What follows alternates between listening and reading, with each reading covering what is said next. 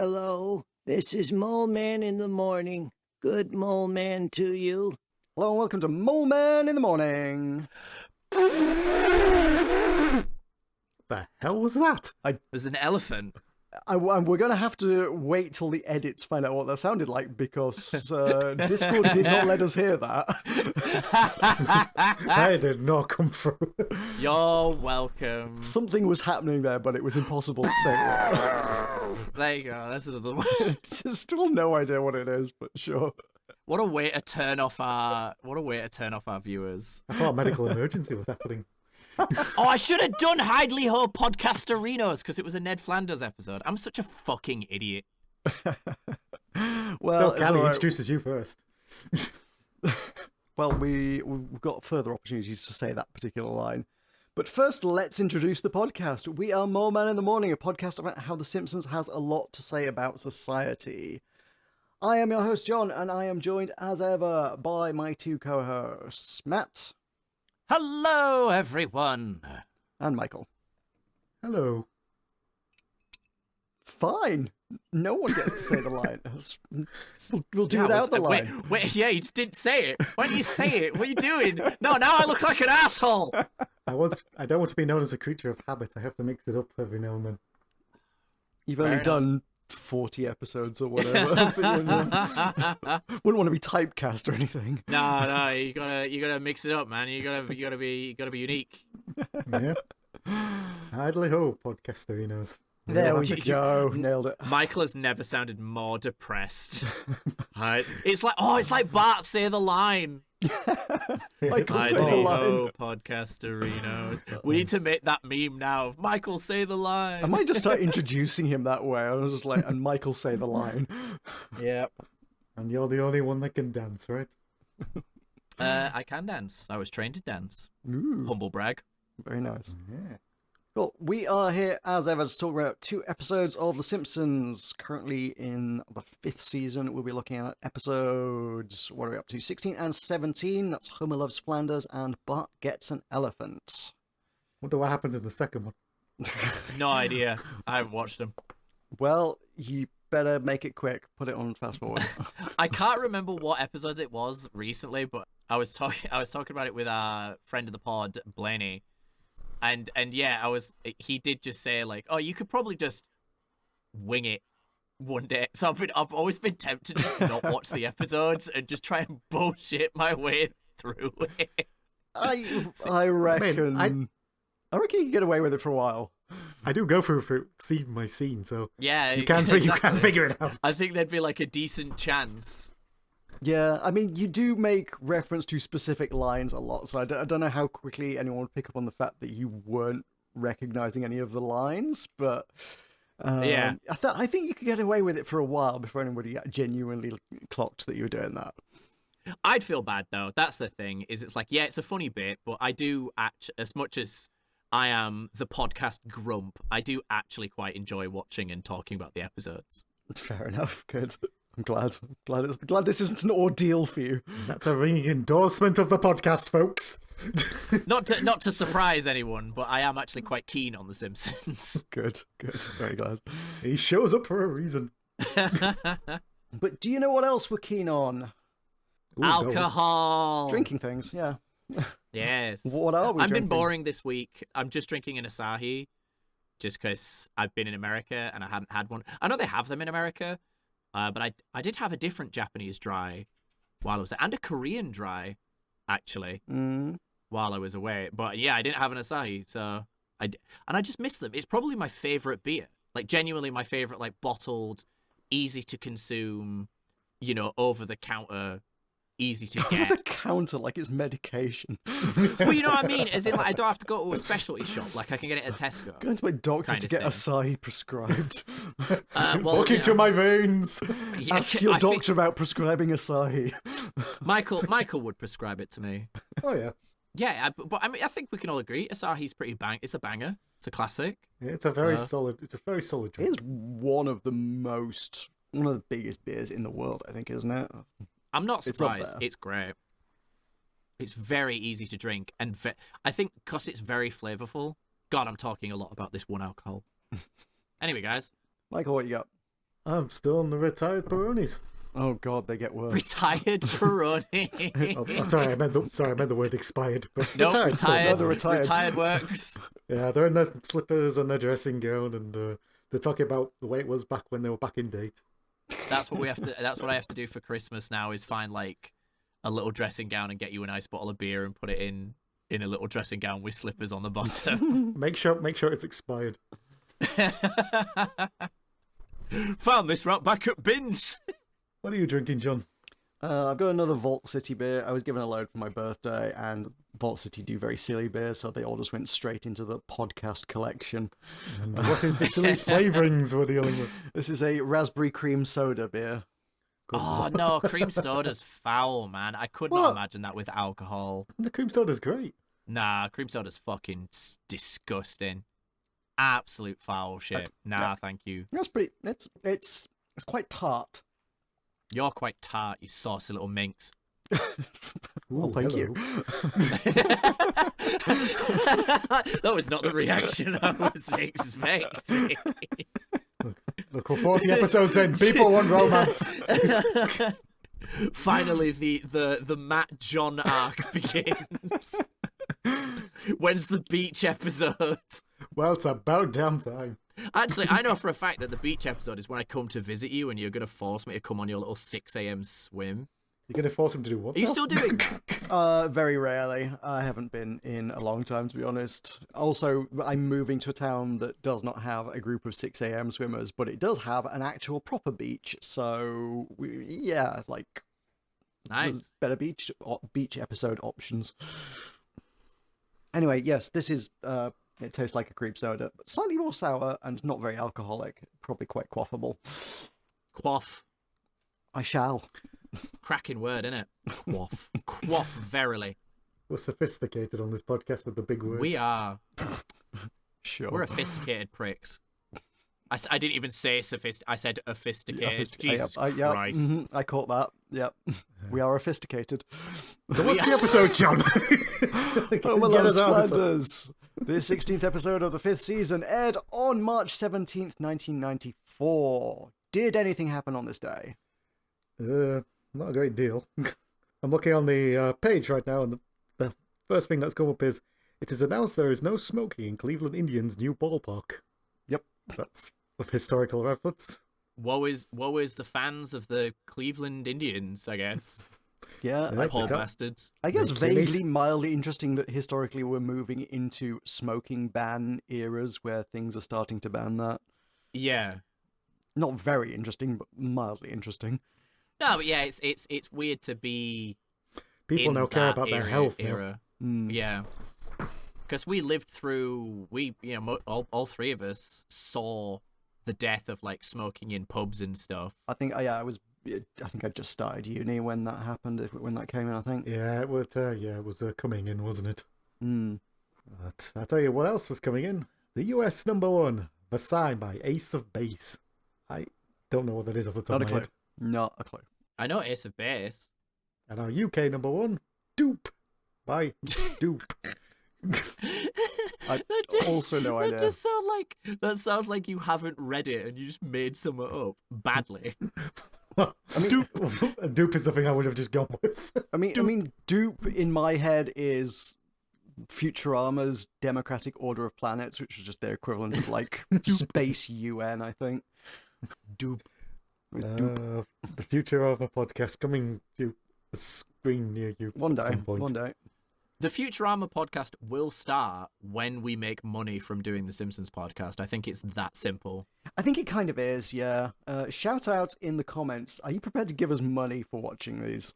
Yeah, if John can quit the job that they have become disenfranchised with and start just making podcasts. I don't need this to be the main job. It just needs to be a side hustle. But if there's enough people prepared to make it our side hustle, then I'm good with doing bonus episodes. Yeah. We need to eat, folks. Help. I'm gonna have a mortgage to pay, so like, yeah, pay my mortgage. My food budget is £1 a day. Oof, that's rough going. That's probably what the podcast makes. Pay Matt to eat slightly better food Yeah, Dino Nuggies. and put the heating on at least once a year. No, the heating stays off. I've got my blanket. I've got my gloves on. I'm fine. He's cooking He's cooking those turkey dinosaurs on his heated mouse pad. It's all good. On the heated mouse pad. Oh no. And is anything on those chicken nuggets? Because that brings us in line with the chalkboard gag. Look at that segue, folks. Tenuous. Nice. Jeez, okay, yeah, go on. It says, I am not delightfully saucy. No, because I am delightfully saucy. I think we can all agree with that. I mean, I that bet- got a mild chuckle out of me, which is more than can be said for most chalkboard gags. I think it was cute, yeah. Yeah. I noticed it for once. I think it's been 6 episodes since I actually registered that there was a chalkboard gag. Yeah, they have skipped it for a few weeks. There've been a few missing as well, yeah. This is true. And while you're looking at those turkey dinosaurs, I bet you can't stick one in your mouth in one piece, so you've got to slice those bad boys up. Which brings me to the couch gag. I hope you're not going to be like this all evening. This is really annoying. I think I'm going to struggle with the organ one. Relate everything to turkey dinosaurs. I think we might have hit the quote on turkey dinosaurs. Hit the quota. Oh no. Then we have to start paying them money after a certain point because we've been into that's fair. sponsorship issues. But What happens yes, on the damn couch? on the couch, there's actually 2 couches this week, and the family spliced themselves in half so they can sit on both. This was the first time in a while that a couch gag got a straight up actual laugh out of me. This was so absurd and just took me completely by surprise that I could not help but laugh. Cool. Also, I'm going to be really pedantic. They don't splice themselves. If you splice things, you join things together. They slice themselves. Yes. Right, fair enough. I'm quibbling over a single letter here. I learnt about splicing in Batman Beyond. That's how I learnt about splicing. Yeah, it's a good place to learn. Have either of you seen the horror film Splice? No. In Fab Cafe, but the sound wasn't on. Nice. Oh, Fab Cafe. Fab Cafe. What a Rip to cracking Fab Cafe. place. I went there for my 21st birthday. Good times. Yes. But we're just reminiscing, audience. Yes. About things that nobody rest in has any peace. idea about, unless you're Rest in specifically peace, from Fab Leeds. Cafe. If you lived in Leeds in the 2000s, you might know. If you lived in Leeds in the year 2000s, I'm sorry. Shout out in the comments, do you know Leeds? Hell yeah. Back to the episode, which Jeez, begins... it's 13 minutes in, guys. Yeah, I'm bringing it back in line. This episode, I've got nothing on this episode. It was such a nothing burger of an episode, so we can get Yo, through this. what? Oh, hello. We're going to have an argument. Oh, really? Ooh, interesting. All right, cool. Let's go. Let's go. Let's go. Okay. Right, so we start with Ion Springfield, and Ken Brockman begins with the breaking report of the hundreds of men given weapons and trained to kill, which the government calls the army, but it should actually be called the Killbot The Factory. Killbot Factory. What the hell was this? This was a kind of a joke. They've done similar stuff before, where it's like they're mostly taking jabs at the news specifically and twisting things to make them negative for sensationalism purposes. But it comes across as weirdly conspiratorial. It comes across as just Kent Brockman having a weird extremely. I thought it was just a great bent. kind of jab at Fox News. I think Simpsons loves making the jab at sensationalist news for entertainment kind of things. I thought it was great. I'm not sure what season it's in, but we'll get there eventually. But there's if you remember when they do their weather report thing with the snowstorm, and they've just proper sensationalized that everyone's going to die. Yeah, So I mean, it might be to be fair, Kent Brockman's sensationalist a lot of the time. Kent Brockman is a terrible journalist. Oh, God, he's just dog shit. This all comes back to Ken Brockman revealing that the biggest football game of the year is on, with the Shelbyville Sharks taking on the Springfield Atoms. Is this the first major reference to football in a Simpsons episode at this point? Because I don't think we've had. Because No, they the did only the, sport-centric ones were softball and baseball, right? No, they did that Lisa gambling one, if you remember. Oh yeah, of Oh course. Yeah. Never mind then. Oh, I remember that episode. Yeah, I liked that episode. Yeah, the Rain Man kind of vibe. Yeah, I mean, the football's sort of mentioned in passing. I don't know if it's like a central theme of any episodes off the top of my head. I know there's a hockey Yeah. thing coming up at some point in the future that is I've definitely got sort of penciled in for have Fixer back for. Yes, they do have an episode where they go to the Super Bowl, but that's very way down the line. Oh, okay. Yeah. But basically, the only cure to see the game, if you have the football fever, is to get tickets. There's then a disclaimer at the end that's saying the ticket should not be taken internally, and Homer proudly from the couch says, "See, because of me, they now have a warning." There's a phrase that lives forever in my head. I will note, like, has anybody got one of those that they can like actually point to? Because like I kind of do. What, as in a warning that is because of you? A C because of me. Now they have a warning. Yeah. I don't think so. I hope I don't. I know myself well enough to say yes, but I don't know what it would be. The containers, the IBCs of high-strength alcohol that we work with, in previous places I worked, we used to just reuse them. Like, you use the alcohol to make a product, and then like, oh, we've got this empty container. We'll just stick whatever stupid, sugary, nonsense bullshit in here and reuse it for something else. These days, the exact same company will sell you those, and they have warnings all over them saying, do not put other stuff in this. We need to reuse them. It's like, oh, I wonder where that came from. You already cost that brewery some money. Possibly. Bart offers to sell Homer something for $50, and Homer thinks it's the tickets for the game. Marge points out that it's not, and Homer actually reads them and realizes it's for some free wigs. Where did Bart get coupons for wigs? It's a good question. Homer's initially angry about this, but then his fantasy gets away, and Homer's got a wig that looks exactly like Marge. Homer is doing... This bit here where Homer does an impression of Marge, I guarantee they put this bit in because at one point Dan Castellaneta did an impression of Marge. And they were just like, that's funny, yeah. Put that in an episode. So Homer does his impersonation of Marge and declares in his own fantasy he no longer needs I it. don't need that. But Homer does go to the Shelbyville Stadium, and we see that he's camped out overnight to be second in line. He's been camping out for 8 days. He says he missed 8 days of work for that. Yeah, well, I mean, that's not really much of a loss for Homer.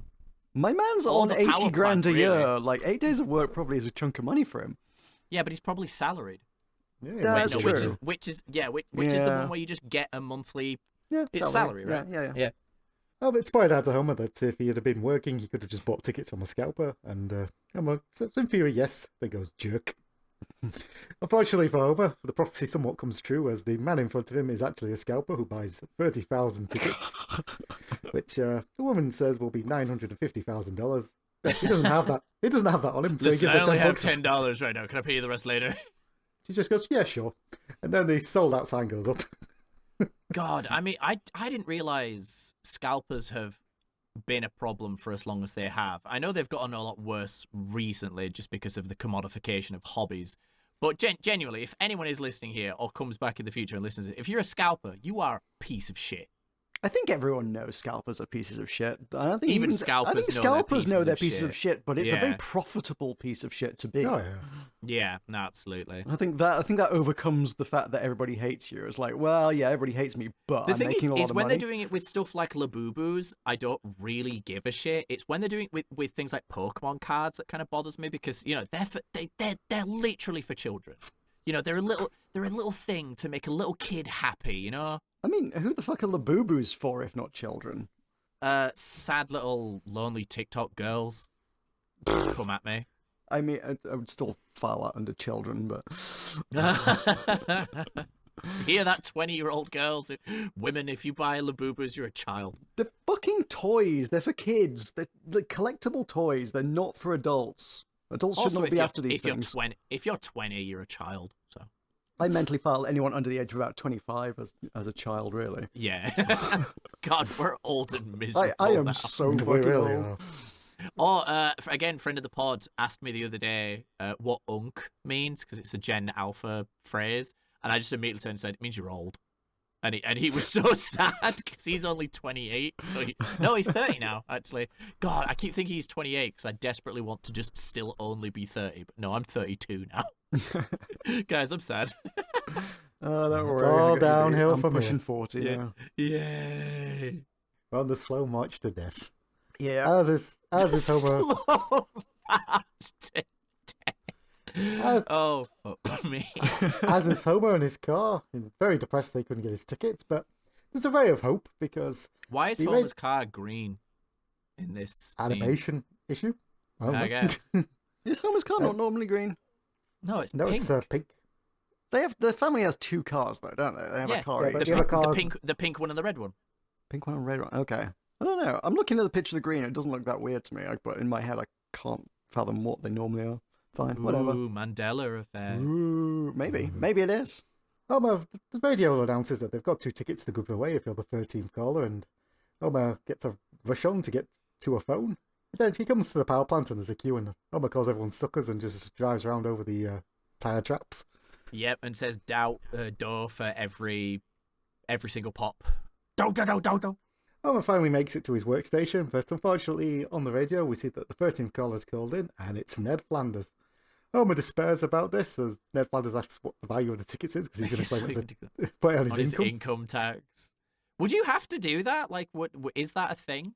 I Like, don't think are you you have to, like- but I think the joke is Ned Flanders is so goody like two shoes. scrupulous, Yeah, Yeah. absolutely. That's a joke at Flanders' expense. I think prizes probably like strictly should be classified, and I guess high value prizes probably definitely so. But like Yeah. value of 2 tickets, Yeah, because you that's have to pay obviously tax on lottery. yeah. Yeah, So you do, yeah, yeah. the joke is that this is a low value thing that the taxman Right, probably okay, wouldn't fair give a enough. shit about. But Ned's Ned. Ned's Ned. An enraged Homer punches the radio, and 2 Tickets to Paradise comes on, and we just get a solid minute of Homer rocking out. Paradise. Dun, dun. I love how they had the short intro for this episode just so they could have a bit of Homer playing air guitar and singing an Eddie Money song. Yeah, I did say this. My note for this bit was just weird padding. It was like, why? This just kept going and going. It's like, okay, you didn't need Homer singing along to a song. Why did you include this bit? This was the only bit of the episode for me that felt like padding. Genuinely, but yeah, it was very strange. It's weak. I think like every long episode they do, it does end up always feeling quite padded because Homer going to university was a long episode, and like nothing happens. Yeah. The Dean got run over by a car. What more did you want? I mean, my feeling about this episode is that nothing happened as well, but We may fight. We may fight. We cut to Homer, and Homer is despairing on his sofa, saying, why is he such a loser? Bart then reveals that it's genetic because he got it from his father and his father. Bart then works out this means he's going to get it, and we see his dough. Yeah, he's so sad. And Lisa points out that it's just a pointless rivalry between Springfield and Shelbyville, which begins with the slightly small escalation of building mini malls, which escalates to burning down the city hall. that escalated quickly. Yeah, just a bit. Homer mocks and laughs and says that they threatened to spike the town's water supply but didn't have the guts. We then cut to Marge in the kitchen Oh, having this an is absolute... so funny. The only critique I'd have for this bit is that I think the dialogue was like lazy. Because Marge drinks the water, and obviously then the walls start melting. So then she's like, "Oh, the walls are melting again." It's like, we can see that, Marge. Fucking say something else. But then they make up for it with the fucking turkey. Frankly, I'd say I'm a bit overdone. Yeah, I feel like the again adds to it though. As the walls are melting again, it's like, oh, we've been here before. this just keeps happening. This happens on a regular basis. Marge is just into it at this point. I also wrote in my notes, thank you, Lisa, for the exposition, because this really does, like, we've heard of Shelbyville, right? But has it really established that there's a rivalry? No, I don't think we have. Yet? I think this is the where first. that This is the first rivalry's hint of it. Yeah, built up, isn't it? Yeah. We've had like little hints of like take that Shelbyville kind of vibes, but I don't think we've had such an overt like Springfield hates Shelbyville. Yeah, I will note the Marge hallucinating bit where the censors didn't like that and tried to have it pulled. They got it through by arguing that it was fine because she didn't do it on purpose. Yeah, exactly. It's like the taking, because even just like talking about drugs and stuff can bump you up to a 12A in England. I don't know if it can now. I feel like you can show full frontal fucking nudity to 12-year-olds these days. Not to sound like a bajillion-year-old man, but You know, But also, like the Calm youth down, of today don't like nudity and sex and things. don't in you their films fucking anyway, call me so... unk, you prick. Sorry, So you you were were saying, making a John. point there, John. I was saying, like, I keep seeing stories about how like Gen Z don't like nudity and sex in films, and they were quite prudish Yeah, about this sort of I've thing. had a lot of conversations about that recently, about when do you or whoever I'm talking to think sex in a story is appropriate, I mean, and when do you think it's not, and blah blah blah. I mean, I think part of that sort of generational shift, a compelling theory I've heard at any rate, is that because nobody can afford to fucking leave like to move out when they like come of age these days, people are staying with their parents longer and longer. So if you So have they to don't watch wanna TV watch and those films, scenes you're like, with your you're probably parents. watching it with your parents in the room, and you don't fucking want the sex scene while you sat on the sofa next to your mum. I don't know if it says more about me than it says about younger people. I just didn't give a shit. I'm not like sat there going, "Whoa, watching someone get off with me, mum." I'm just watching it and just like being an adult. You know, we don't comment on it. We don't say anything. We just watch it and move on. I don't think I would care these days, to be honest. But like, I No, think when I was not at all. 20, if I'd been like, "Oh, do you want to watch a film as a family?" and then there's like a gratuitous sex scene, I'd probably be about like, But don't that's know. the thing. Yeah, you used the word gratuitous, and I think that's where the discussion is. Is like, Jesus, this is not what I expect to be talking about on a Simpsons podcast. It's when is it gratuitous? You know, and I don't know. For one, I don't watch a lot of telly. So, you know, like the last thing I watched with like a overt sex scene was like Arcane, Yeah, and before that Castlevania. You know, and in those it feels important in those moments. So I don't know. I don't think I've ever watched a sex scene off the top of my head that felt gratuitous that wasn't a 70s movie like Lethal Weapon. yeah, okay. But I don't know. I'm old and miserable and I don't talk to people, so I'm probably wrong. enough. Anyway, Simpsons. How about in desperation now pleads to the deity upstairs and says, "God, if you can That's help me not get a some god. tickets." Sorry, We'll carry get on. there. Homer says, if there really is a god, he'll get him tickets to that game. The doorbell rings and Flanders invites Homer to the game. He slams the door in his Slam. face and then asks God why he's mocking Why him. must you mock me, Lord? Marge points out that that's not actually God, it's a waffle box hocked on the roof. Marge gets it. Marge gets it down, and Homer goes, "I know I shouldn't eat you," and begins eating the waffle. This definitely is one of the reasons I like this episode, because this is one of my favorite Simpsons bits of all times. Is sacrilegious. The fact he combined sacrilege with a delicious is amazing. A couple of writers named it as one of their all-time favorite jokes as well. And I was like, I mean, it's good, but I don't know that I'd rate it that highly. Oh nah, it is easily one of my favorite like puns in all of Simpsons, or play on words, is sacrilegious. Right. It's One so of his- funny. It's one of the better things. Yeah, absolutely. I think it's the most creative one. Also apparently inspired by actual melted caramel stuck to the ceiling of the Simpsons writers' room. Wow. Quite how that got there, I don't know. But Please, someone be able to find out how that got there.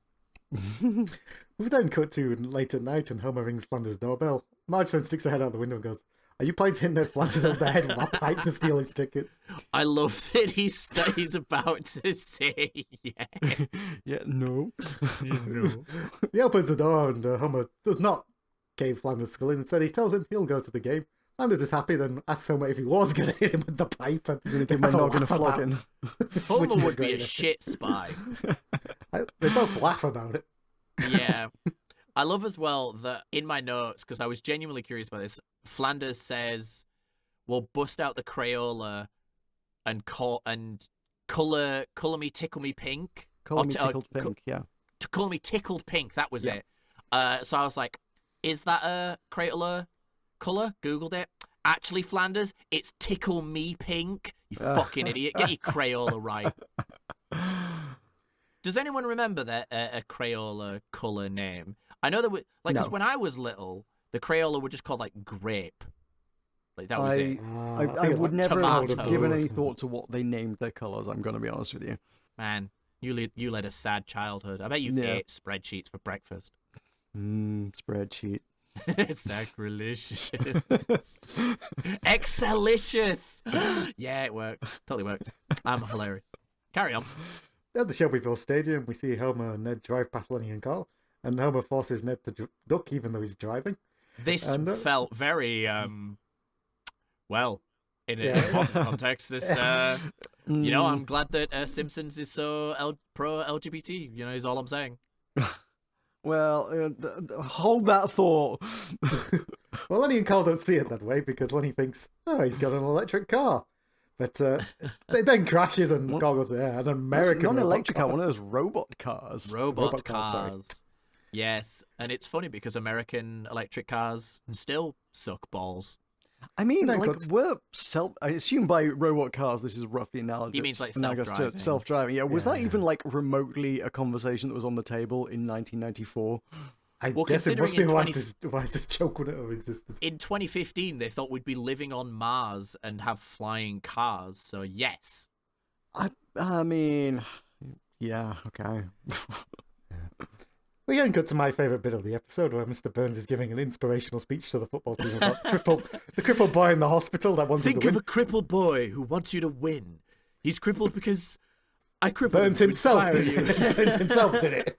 But then got to Millhouse in the hospital and casts saying he helps the team win because Mr. Burns said he'll be back if they don't. He'll be back. That's so fucking dark, man. Why are we as a society so eager to laugh at children in pain?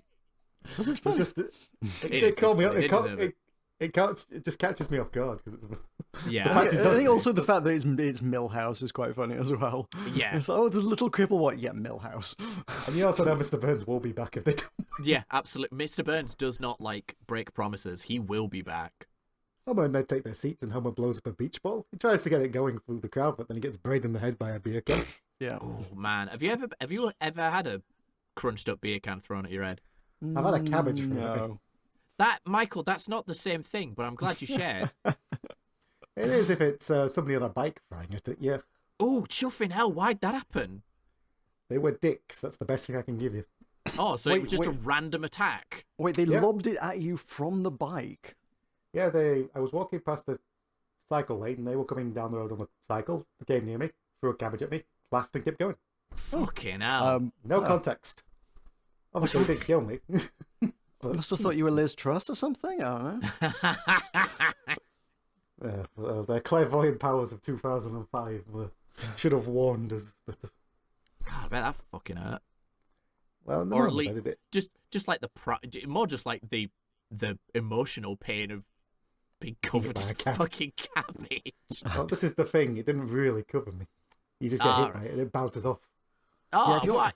I'd have thought a cabbage would just kind of burst. Well, it's in the sellotape, isn't it? So Oh, was okay, wrapped. right, Oh, yeah. So okay. now I can understand why it hurt. Yeah. I thought you meant just like I was going to say unprotected cabbage then. A cabbage without its condom, you read, would just burst, I'd imagine. I think it would have been slightly less pain. Yeah, it's just a little bit. But I live to tell the tale. I don't want to. I'm not a hero. And I We're don't so want a proud of parade, you but- for getting through that. We'll make sure there's a statue built in your name. Yeah, the therapy's going well. But that Anyway, wasn't Simpsons. right. Yeah, sorry.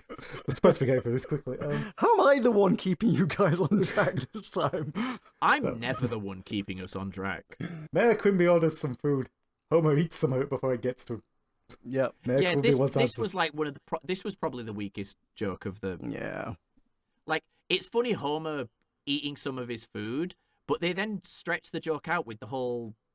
I think whoever voices Mayor Quimby is just very impressed by his was it JFK?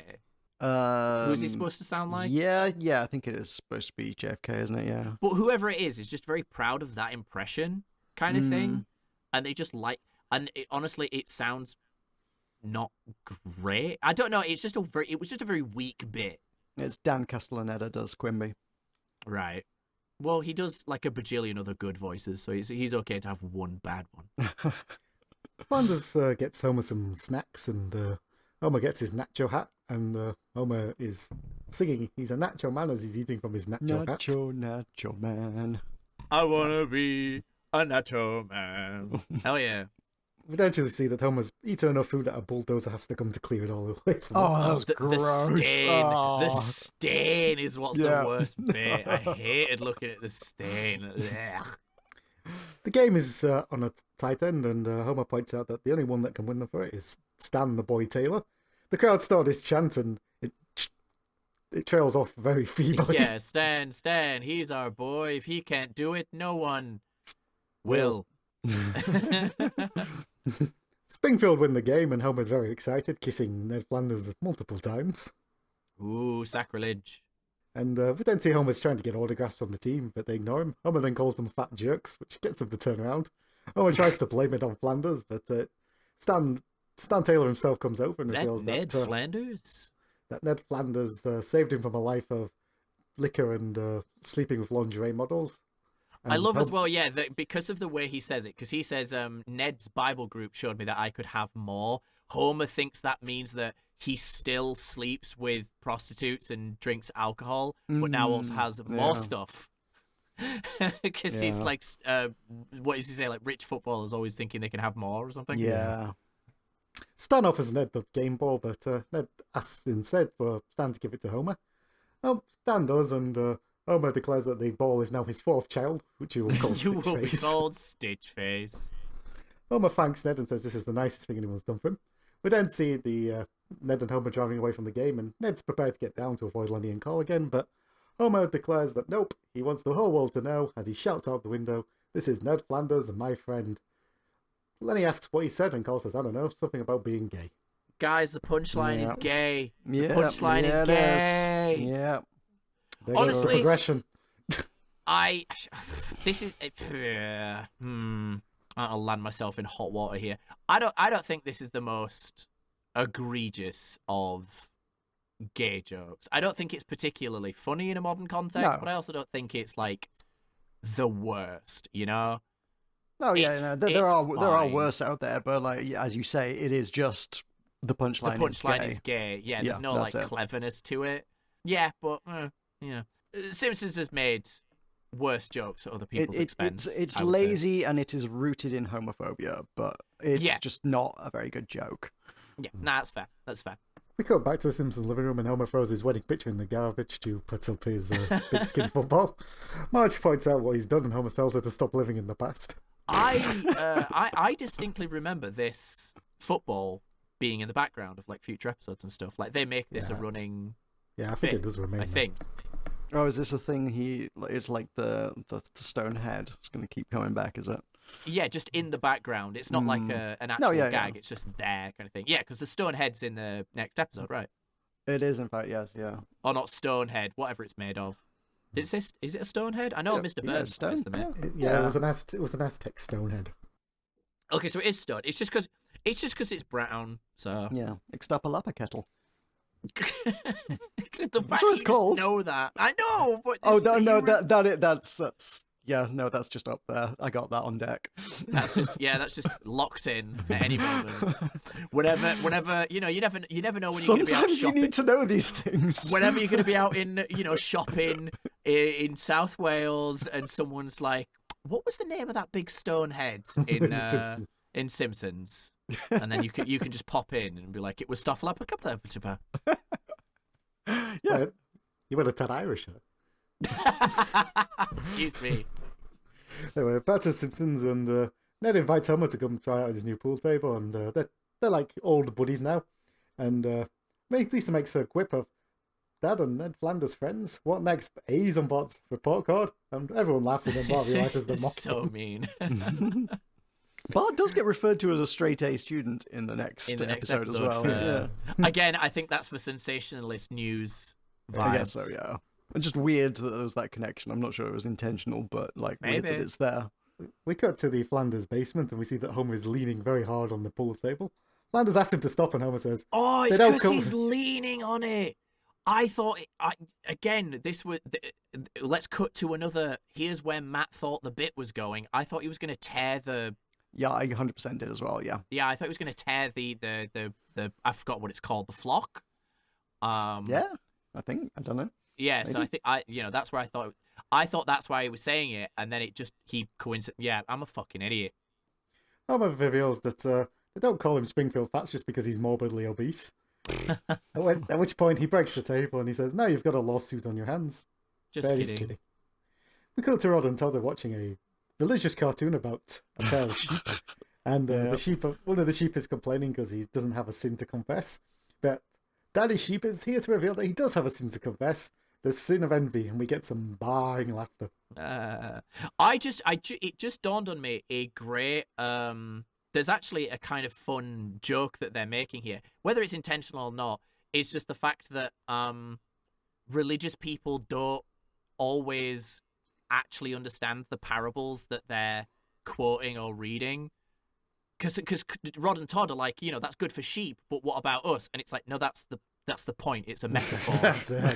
You are the sheep, in this context. And I mean, we've all met because we've all met religious people of very, and this is not a comment on all religious people. I'm just saying there are some religious people out there that will quote scripture at you and then also be doing something against scripture in and of themselves. Like there was this woman yelling in the middle of Huddersfield quoting religious scripture, and I was like, well, you're wearing trousers. According to Galatians, you are an abomination for wearing trousers because you are a woman. Did you say that to her? I did. Yeah, I think the one that's always like quite famously and frequently misread is easier for a rich man to pass through the eye of a needle than to enter the kingdom of heaven. And I was like, oh well, the eye of a needle was actually just a gate in a city somewhere, and actually it's really easy to... No, he meant it literally. Like if you're rich, you are like a bad guy. Or like Jesus forgiving the whore. He who is without sin. Blah blah blah. All these things. Again, this is not a commentary on all religious people. This is just a commentary on people often don't actually take the correct moral lesson from the thing they're being taught. And that's funny to me. And I think that's very clever if that was intentional. Don't know. Homer doesn't learn the lesson because he wants to turn the channel over. But fortunately, all 230 channels have been locked out. This was great. I thought you had a satellite dish. Yep, 208 channels locked out. That was great. Rod and Todd go up to bed and they call Homer Uncle Homer. Homer's touched by this and says, because Ned's they let him spend time with his family, he wants him to go meet his family. So we end up at Moe's, because that is Homer's family. That was good. Moe is not happy at him being in there because he doesn't want him preaching about the evils of alcohol. And Ned points out that he knows who Moe is. He's the man who goes to the hospital to read to the sick kids. We then have a flashback of Moe actually reading to the kids with a little tear in his eye. Moe grabs Flanders and says if any word of this gets out, he's going to be muffled by his own butt. Is there anyone in The Simpsons that needs a hug more than Moe Szyslak? No, I don't think so. I sometimes with the stuff that happens to Moe, especially later in The Simpsons, I just want to crawl through the telly and give him a hug and tell him it's going to be okay. Because Jesus Christ, man, he's not having a good time.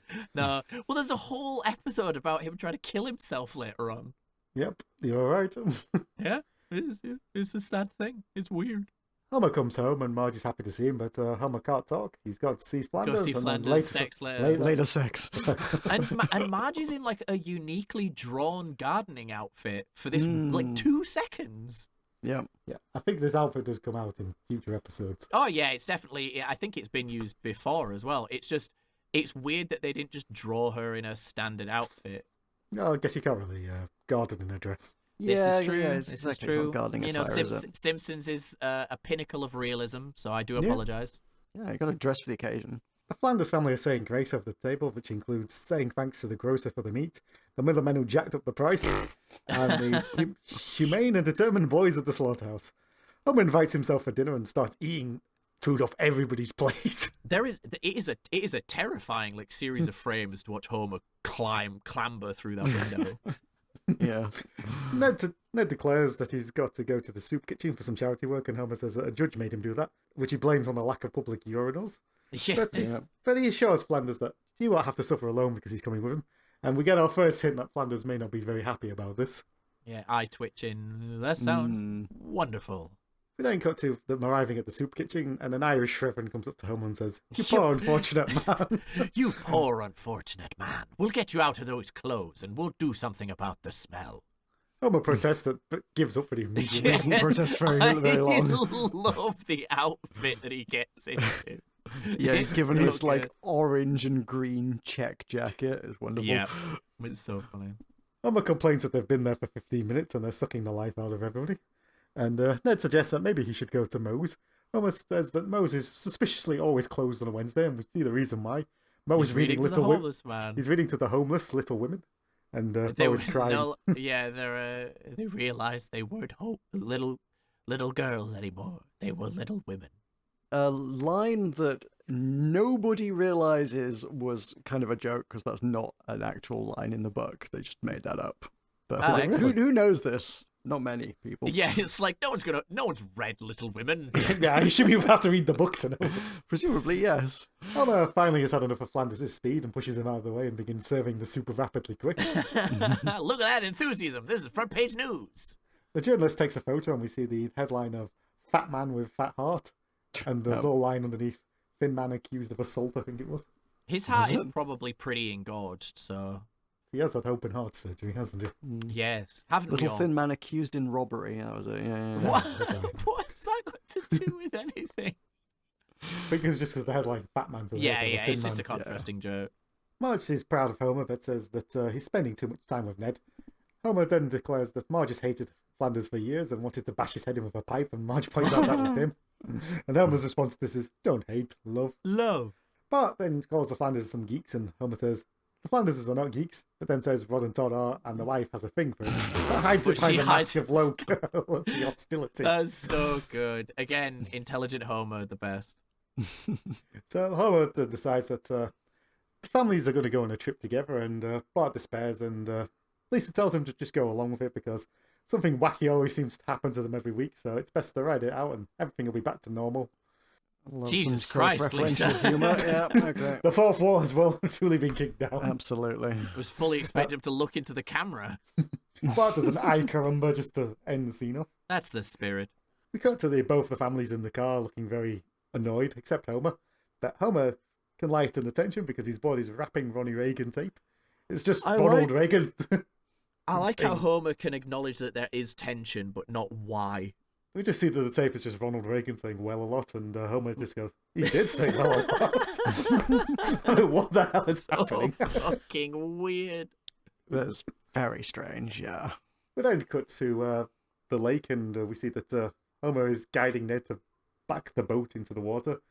He's too distracted by his ice cream, and Ned gets nowhere near. Yep. Scraping that boat. Oof. See that Flanders in the car is very close to the breakdown here. Next scene, we see that they're going water skiing, and Flanders asks how his kids are doing. Homer says They're they're doing fine. And we just see the empty line Just, sign. that's so good. We cut to the women making a punch, and Lisa points out that the punch has been advised by the Punch Regulatory Bureau. The whatever Fruit the hell it Punch was. Advisory Board. Wait, what is that? What is that in reference to? they advise on Fruit Punch. Well, you know, That- you've got to sometimes. Rod says that Rod and Todd won't be having any because they don't have any sugar. And Marge wonders why the punch board would lie to them. I wonder if there's just a gag at, like, too much government bureaucracy. Like, there's a department of everything, and there's the Yeah. Fruit Punch Advisory Board is just another do-nothing department that exists just to advise on Fruit Punch. Or it could even be a reference to like the like housewife magazines that like Marge does read. That it's like they call themselves the Fruit Punch Advisory Board, but Could really be. they're just like a part of a magazine kind of thing. In my head, I like that it's like an official US government They're actually, department. they've got their own symbol and they're technically federal agents. Yep. We then see that in the woods, Bart is offering the boys pixie sticks after saying there's no sugar in them. And we then see that Rod and Todd do eat the sugar and immediately start telling each other to go to hell and have a brawl while Bart is cackling in the background. Homer, and the next scene, raises a toast and he says he's happy that they've all come together. And Flanders gets up and awkwardly says that he is touched. But then a food fight begins, which is just the Simpsons pelting the Flanders so with food. strange. I love that Marge and Lisa like look each other for a second and then just join in. Yeah. Homer did say that in a more perfect world they'd be known as the Flimpsons, which was a line I quite liked. Oh yeah, I Flimpsons. forgot that bit. Surely it'd be the Flampsons. If you're trying to be even about it, I Flampsons. guess so. We then see that the Flanderses are leaving because Rod got zesty Italian in his eye. poor child. Homer says, at least let me take the boat out one more time. And Flanders kind of groans, but Homer says it's too late Too and we late. see him run off. Flanders tries to beg to God to give him the strength to endure Homer's friendship, but then he Homer's screaming as the boat flies through the air. The slow build-up Homer scream is always funny to me. I don't know why. You're just hearing it, and it is like the sound of thunder rolling in. You're just like, oh no. We then see that Homer says, your car, what were the chances? What are the underneath- odds? Under Flanders' ruined car. Completely decimated. Simpsons Archive had that bit being a reference to the James Bond film Live and Let Die, which, like, I guess there were a lot of boat-based shenanigans in the Roger Moore era. I don't think it was necessarily specifically that, but maybe. Then see Dr. Hibbert just randomly appears to congratulate Homer on his charity work and to fail to get into his own car. Yeah, 3 cheers for Homer Simpson in his recent charity work, and jeers for this jammed lock or something. Rusty tailgate. Rusty tailgate, that's it. Yeah, it's very, very weird. It's weird that they're putting so much effort in setting up this one specific gag that doesn't actually have much of a payoff. I guess it does to some extent, but yeah, it's weird. Go to the next scene and we see that Flanders is now walking up a church tower, and he's whistling to himself. And this seems to me, from my, I could be wrong, but this feels like a Psycho reference. Oh, I think it's the second Psycho. Where it's she's Hitchcock's Vertigo. Right, okay, because I know there's a scene in the second Psycho film where she stood at the top of a church tower as well. So I thought that with the angle, that's what it looked like to me. So I guess I think not. they've referenced this before as well. Yeah, it's right. There is a real life event where somebody went up to the watchtower of a university and opened fire. I think it was in Texas in the 50s, and it did become a pretty famous film made in the 80s. I know there's Hitchcock references in there too, but I think it's a direct reference of that. I can't remember for the life of me. Yeah, I had the details of it. I will find it again for you. Charles Whitman went on a killing spree in 1966, which was made into a film in 1975 called The Deadly Tower. Yes. Was one of the people he killed a postman? Because they make like the only character that seems distinct in Ned Flanders' dream is a postman. Oh, interesting. I think that may be a reference to, because when he started firing in the real life event, they started making people that were civilians on the ground deputies, so they could fire guns. Oh, really? Right. Oh, interesting. Right. So if they killed him, they wouldn't get. If they killed him, they wouldn't be charged. Because I think it eventually came to an end. Because I think some of the security managed to get up for some civilians, and they did eventually shoot him. And I think one of the guys was actually a cop. They didn't get charged. Okay. He killed 15 people, injured 31, and was killed by 2 Austin Police Department officers approximately 96 minutes later. Damn, Jesus Christ, man. Yes, it's not a fun story. Maybe everyone owning guns isn't a great idea. But back to the fantasy of Flanders is at the top of the watchtower and he thinks he can see Homer everywhere as he starts randomly firing. The postman pulls out a machine gun to try to stop him, and Flanders wakes up from his dream, and Flanders is asked what's wrong, and Flanders realizes I might hate Homer Simpson. At the same time, Homer wakes up, and Homer is horrified that he. What is the name of the person he thinks he hates? Oh, Ted Koppel. Ted Koppel. And it was, and it's like, no, I find him informative and something. Witty. It's informative and witty. Yeah, I googled it because I was like, who the fuck is Ted Koppel? And it's just a fucking news. It's just a newscaster. I didn't even look him up. Like, is he like somebody that was he? Is this them being weird and referencing something that was 30 years old at the time, or was he relevant in the 90s? I just got to the thing of him. Ted Koppel was born in 1940. He was on Nightline from 1980 to 2005. Yeah, so he was. So he was yeah, around okay. He looks really familiar as well. So Yeah, it's good to know Homer likes him. Very good. We'll go to the next scene, and this has definitely never made the rounds as a GIF on Twitter. But, God. As Ned is playing with his family, we then see Homer just come through the hedge. Yep.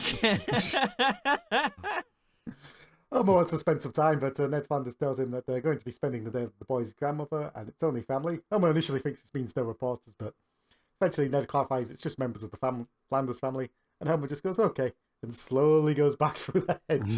This was one of those things where it's like, we want to do this animation. We have no idea how to lead into it. So they didn't. Because they just did it anyway. And I appreciate the hell out of them for it. Yeah, it's classic. And Well- now we have to see it constantly. And I gather from Wikipedia that they reference that like quite a lot from seems like from season 30 onwards. There's a bunch of references sprinkled throughout where they keep like referencing the meme effectively, because I guess by about 5 years ago, yeah, it was popular enough that like they had to reference it in the show itself. When you're not? referencing yourself, you know you need to stop writing. Yeah, Yeah. that was kind of my feeling on that as well. It's like once you got to that stage, you have been doing this too long. Oh, money talks. Yeah. So Flanders reveals that no, he told a white lie, and the kids say he's made baby Jesus cry because of his lie. Lies make baby Jesus cry. They're not complaining in a second because Homer goes to the front door to ask Flanders if he wants to go do some pitch and putt. Flanders then drives through his own garage to get away from Homer, and Homer begins like the Terminator running down the road. Yeah, it's a Terminator 2 reference. A reference I don't get because we haven't got that far yet. Shut up! But then see the kids are terrified of Homer gaining on them, and He's gaining on us! Go faster! I can't! It's a Geo! Homer clings onto the bumper with his golf clubs, and the kids are screaming. Flanders manages to shake him off, and Homer goes, I guess he didn't see Must me. not have seen me. Should also note the censors didn't like the line "It's a Geo" either because Geo was sponsoring the network at the time. Ooh, That's awkward. So Flanders is pleased, but then he's stopped by Chief Wiggum, who assumes he's on some form of substance, and we then see Flanders has been forced to take a sobriety test. At that moment, a What bus did he drives say? past. He's not hopped up on... He's not hepped up on goofballs. Hepped up on goofballs. What a fucking phrase. We then see the church tour bus come past, and Reverend Lovejoy and everybody else is absolutely horrified. Then Flanders unfortunately loses his balance, and Chief Wiggum yells out, "He's high as a kite!" On goofballs. Are goofballs a thing? What John, is it, you're what does an goofballs adventurous mean? person. I'm sure you've done goofballs in your time. What are goofballs? I don't know. Oh, okay. You're the one that's the drug addict. That's a liable thing to say. An older slang term for barbiturates. What the fuck is a barbiturate? They were supposed to like help you relax. They were very popular in the 40s and 50s. A lot of celebrities died on. Oh, damn. I think that's what killed Marilyn Monroe, actually. I didn't know that Marilyn Monroe died from an overdose. Oh, allegedly. I know very little. And I'm fairly certain that the people in the audience of this podcast are like, yeah, we know, Matt. Yeah, we get comments about how little we know. It's fine. We live sheltered lives, folks. What can we do? Yeah. We're creatures of habit. Pay us and we'll learn more. We then see Flanders outside the church, and he doesn't want to go in because people's accusing eyes. Maud assures him that this is a place of love and forgiveness. They go in, and everybody starts talking, including calling Flanders the fallen one and the evil one. Fallen one. I love the dude that says, I bet he's the one that wrote Homer all over the bathroom. Flanders is about to leave, but Homer then shouts out that he's got some kick-ass seats, and Flanders goes, and we see that Reverend Lovejoy's... This is something, actually, that I've always wondered. How do the Simpsons always get such good seats if Homer is so desperate to not go? Because they're always, like, near the front. Well, you need to see them because they're the stars of the show. Okay, yes, we've had this before, that it's for the bit, but, like, yeah, but how? Why? Is it because, I guess... Homer's a large man, and people would have been treating him as a celebrity Can't because... fit into any other pew. Is that what you're Also, saying? also, he's just had the high of his charity work, so people are going to want him front and centre so they can marvel at him. Well, what I was going to say is I imagine it's probably because Marge makes them go on time because it's Marge, or it's because If anyone Homer in the is family such does, a, it's like... Marge, yeah. Yeah, or it's just because Homer is such an inconsiderate prick sometimes that he just walks up to the front and just assumes people will move. Well, no, but maybe no one wants to sit there. Maybe people don't want to be in front of Reverend Lovejoy. Maybe I mean, Reverend yeah, Lovejoy's- Lovejoy is kind nobody of a else tool. wants to be at the front. Yeah. maybe Lovejoy has a large cock that no one wants to look at. These are the questions. What the fuck? Michael, what? I almost spat my fucking beer out. You wanted questions, I'm offering answers. I like your answers. Okay. Please keep them coming. Just Anyway. like Reverend Lovejoy. Take it to archive of our own, guys. Yep. So Lovejoy readjusts himself and then reveals that the today's sermon is about what Ned did. But before he goes into that, I love the way he says it as well, though. Before we get to the sermon of what Ned did. He then congratulates Homer on his charity work, and Homer starts blowing kisses, and which Lovejoy thanks him for. And Homer says he loves Yeah, he kisses. said thank you for the kisses. I don't know why that got me. It was so, like, it was proper straight-faced kind of humor. I really like thank you for the kisses. So everyone goes into silent prayer, but Homer's nose is breathing quite loudly, which annoys Flanders, and Flanders finally snaps and tells Homer to breathe through his damn mouth. All the congregation are shocked and think Flanders is jealous. And this leads them quickly to the route of let's sacrifice Flanders to the Lord. Let's sacrifice Incredible Flanders line. to our gods. What? We did it all in the 30s.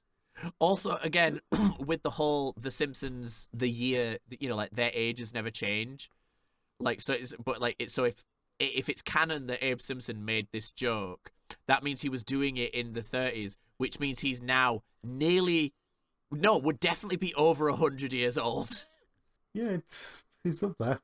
Yeah, He's getting on.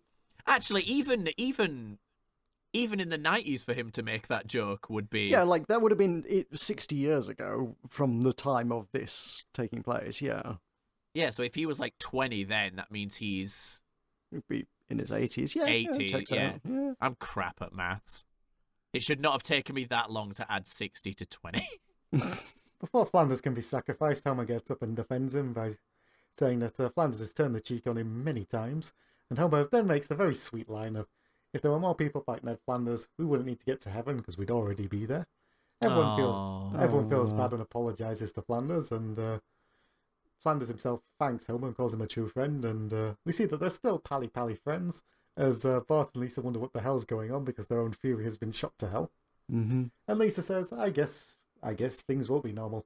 We then go to a black fade, and then we come back and it's Thursday at 8 o'clock. I love the whole, like, my grandfather... Yeah, Great grandfather left me the home thing. It's so good. So we get the very generic sitcom plot of Homer's grandfather has died and left him a house, which may or may not be haunted. They'll go find out. Flanders then appears at the window and Homer tells him to get lost and Get lost, breathe a Flanders. sigh of relief. Then cut to said haunted house and the family talking inside, and it ends with Homer saying, it's not haunted, and then we hear the screams. Is this the first, then, canonical supernatural event? Unless it was just a knife-wielding psychopath. I mean, it was never proven that there was a ghost in there, so... Yeah. Homer might just steps on some Lego, we don't know. My gut reaction to that house was like, is that not Agnes Skinner's house? Oh, yeah, shit. Whoops. Maybe there was don't a know very if it popular is. Gothic... Maybe there was a popular Gothic designer in Springfield. No, it's not. She does have like a tall bit on the house, but absolutely not, no. Well... Yeah, because Agnes Skinner's house is a reference to Psycho. I remember Okay, that. I guess it's one of those things that there's not really a well-established canon, but like a quick search reveals two houses. One which looks like a large but normal house, and one is Skinner staring up at a spooky gothic From mansion the- up on the hill, which from the absolutely school, looks if like I this. recall. Yeah. So yes and no to that one. So, anticipating the argument, what did we think? I really like this Fine. episode. Genuinely, I really like it. It genuinely is one of the funniest episodes we've had in a while. Oh, do. really? Yeah. And with I the really air of- liked it. Fight. John, what did you think of this episode? Fine. Okay, like it's just a completely average episode of The Simpsons. Like there were good laughs in there, but it didn't really engage me in any meaningful way. It was like, yeah, it was okay. Sure. I'm not enjoying it. I've enjoyed talking about it more than I did watching it. And there were definitely laughs, like let's sacrifice him to our god. Got a really good laugh out of me because it's Abe. Of course it did. Yeah. Abe Simpson Just doing is that just in a Abe, yeah. church. In a church, let's sacrifice him to our god. No, I think yeah. I liked it for those same reasons though, as it was just a lot of like random ass gags. The story, like I feel like they managed to just keep this loose plot going that just led to more and more gags in like a very fun and simple way. So I genuinely just, it was just a fun episode. Yeah, like turn your brain off, enjoy the dumb references, enjoy the gags. And, you know, it was significantly better than the last Flanders-focused episode that we had. Yeah, that's true. But that's not hard, because that was the worst episode of all time. it felt like a much older episode. It felt like this came from like season 2-ish or something. 'Cause I it was can very, totally like, see that. Yeah, yeah, it absolutely. was very family and personality driven, and no like completely insane shenanigans. Yeah, Except I think maybe the boat bit. Yeah, you could definitely see this being like change the names, change the style, and this could be any sitcom kind of vibes.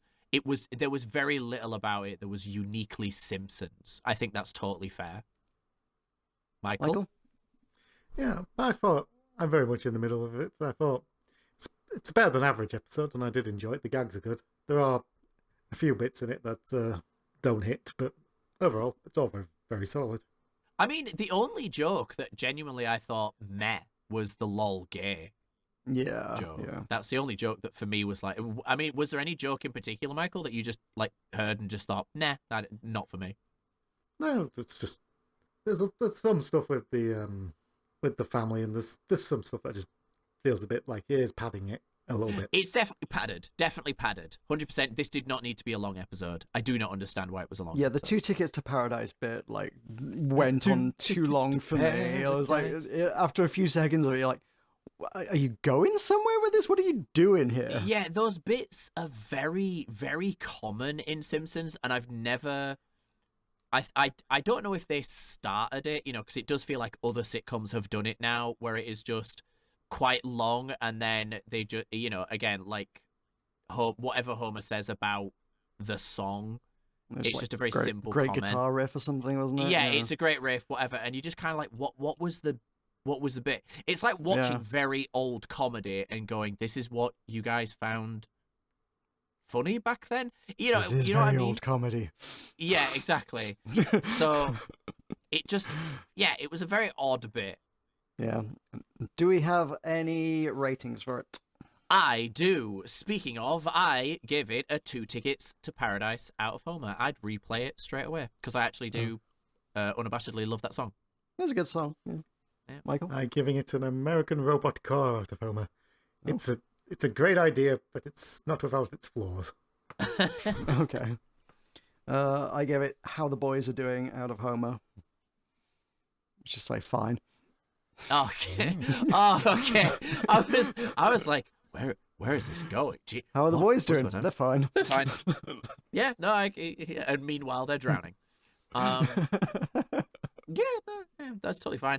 In terms of like society, I think there were like a lot of jokes aimed at modern things, but there was no real commentary about society other than, I wouldn't have said so. like the turning the tables kind of vibe that they did. But it's like, just because you find someone annoying doesn't mean they don't find you annoying, but that's more of a moral than a commentary. Like this didn't have, I think this is the first time in a while I haven't been able to like pull something out of my ass for what it says about society. Okay. Well, if you can't do that, I feel much better about having nothing. I genuinely couldn't think of anything off the top of my head. Again, it makes jokes at modern things in expense. Like, again, as always, there's jokes about the police, church judgmentalism, and those. But it's so clear that the episode isn't about anything. No. Other than the simple plot of Homer now as in flipping the gag. That is the whole episode, is flipping the gag of Homer and Flanders. That is it. So, yeah.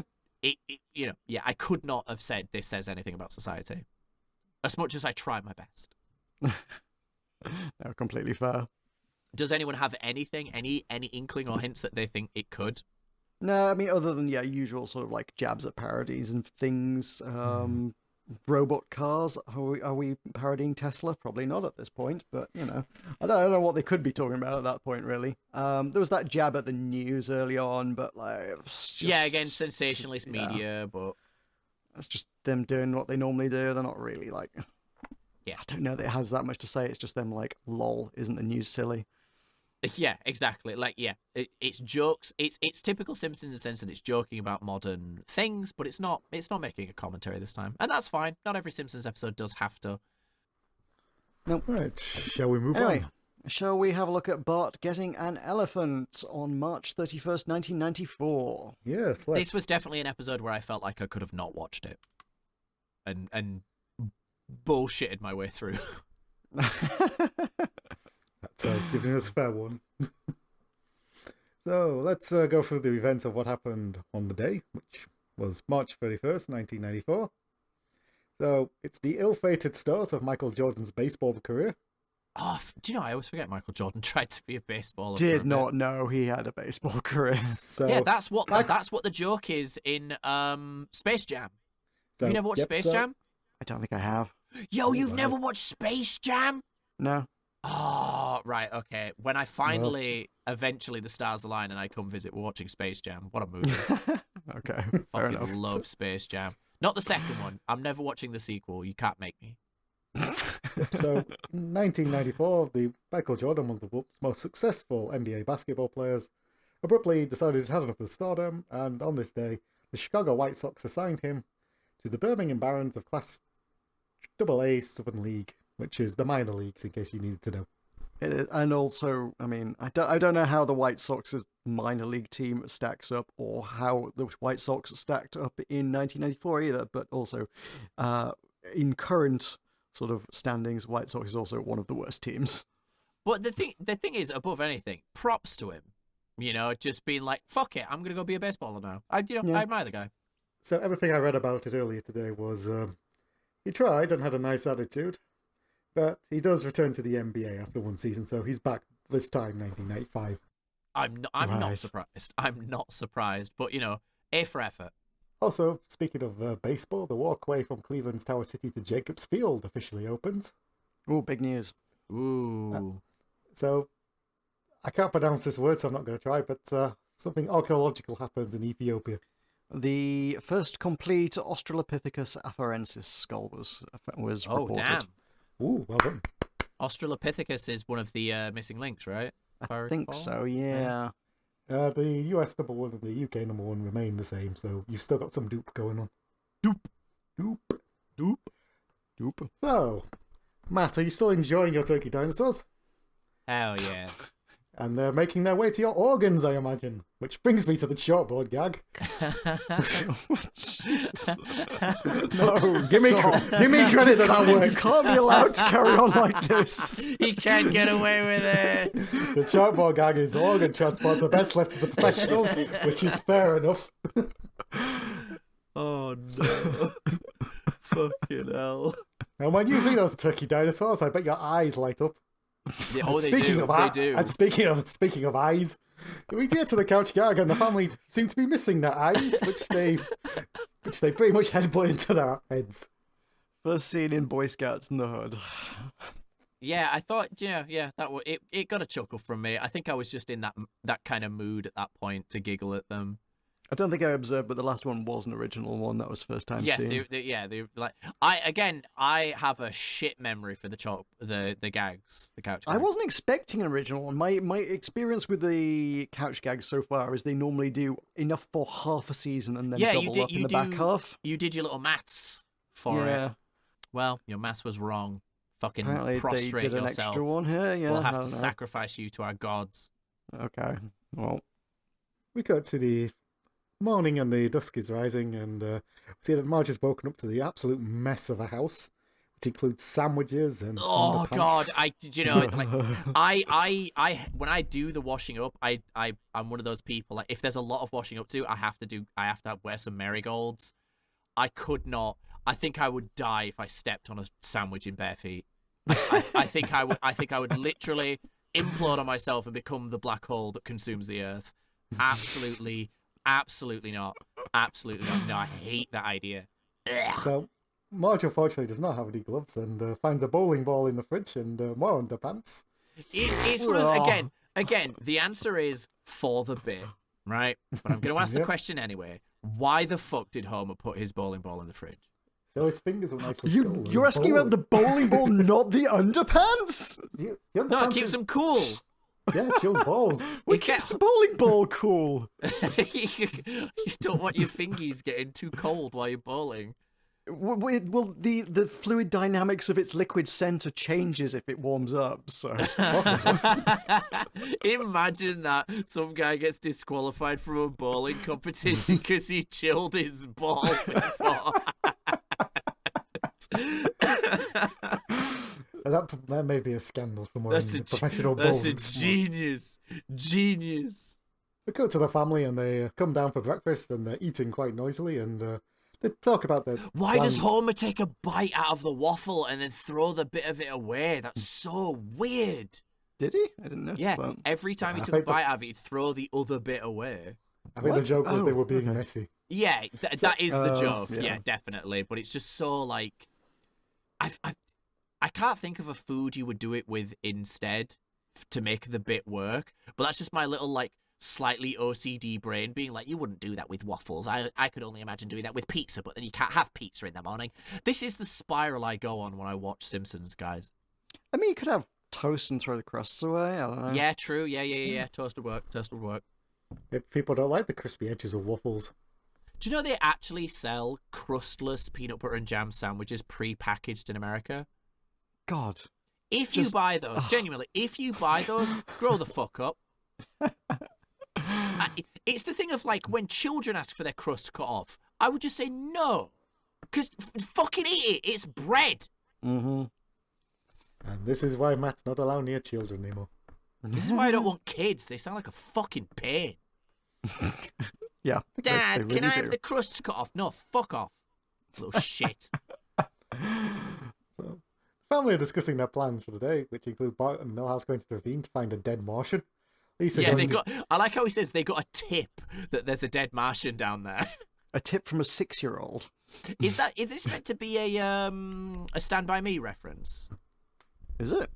I'm asking because obviously I the don't whole know. premise of Stand By Me is they go on the journey to go see a dead body. I don't know. No idea. Maybe not. Maybe I'm thinking too hard. No one's ever said that about me. So Lisa's off to the park to jam with the Little White Girls Blues Quartet and calls Homer Daddy-O, but Homer doesn't want to go because he's off to a beer drinking contest.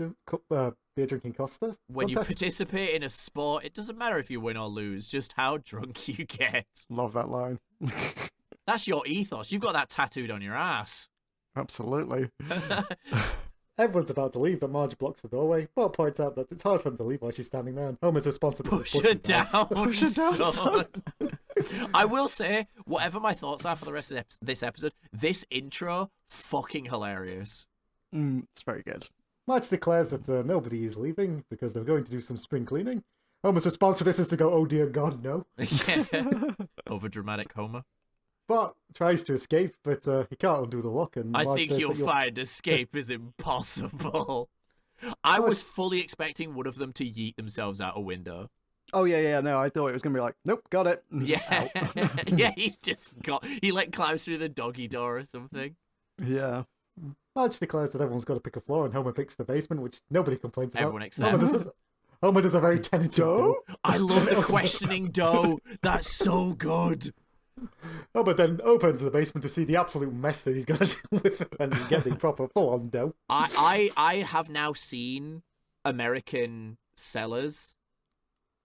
I wouldn't want to clean one either. Right. Oh, they are vast, man. I mean vast. Like, have any of you lived in a house with a cellar? Yes, yeah. Yes, I've not Like, lived in they're one. not but they're I've not seen. massive, right? At least in England, No, they're not no. huge. Fuck me, this was like the size, like the actual width of the house underneath the house. That's why all Yeah. American houses are made of wood, is because then they don't collapse into their fucking basements. Then we see that Bart is wiping the table. He's probably depressed, and they just ask, "Can we just buy a new house?" And Marge turns up. I feel that though when I have to like do my laundry or something, or I have to clean my room. I'm just like, can't I just buy new clothes? Marge says, "Work to the music," and turns off the radio, and Bart is very depressed by the song and laments with Ernie that we get older and deeper into debt. Yep. Amen. We then cut to Homer, and Homer's found an air compressor and just blows everything around the room. He then declares himself done, and Marge tells him to throw away the calendars and the TV guides. Homer calls her mad and says that the calendar from 1985 might come in handy because we don't know what tomorrow will bring. I mean, we are desperately trying to take ourselves back to 1985, so. This is true. If the Return with a V guys get their way, we might need that calendar. So Homer says that the TV guides bring back memories, including Gomer upsetting Sergeant Carter, and Homer fondly remembers that episode, which is just the two characters going, Shazam back. I am led to understand that the That is the gag is plot of that every description episode. apply. Yeah, is every single episode. There's a very similar bit in Friends. They make a joke about terms of endearment, I think it's called. And they say, "Oh, I've seen this. I know this episode. It's the one where so and so has there's a misunderstanding. So then one of them says, "Oh, I've seen this one then," and turns it off. I don't know if there's me reading a bit too much into this bit as well, but I don't know if there's something there about memory and like the only actual takeaway Homer's got from this entire show is just the catchphrase. Like he's like, "Oh, I'll never forget that show. I love that show." Yeah. All he can remember is catchphrases. Especially considering Simpsons does love to make jokes about the fact that so many of their characters just become stupid catchphrases. Like they did the whole bit with, everyone does a catchphrase. Bart says, "I carumba," Barney burps. Yeah. Mr. Burns says, "Excellent," and that kind of thing. So, yeah. I didn't think of it, but I think that is genuinely a very astute way of looking at it. Oh, thank you. like you just mentioned, we're friends. You think back to a TV show that you watched back in the day.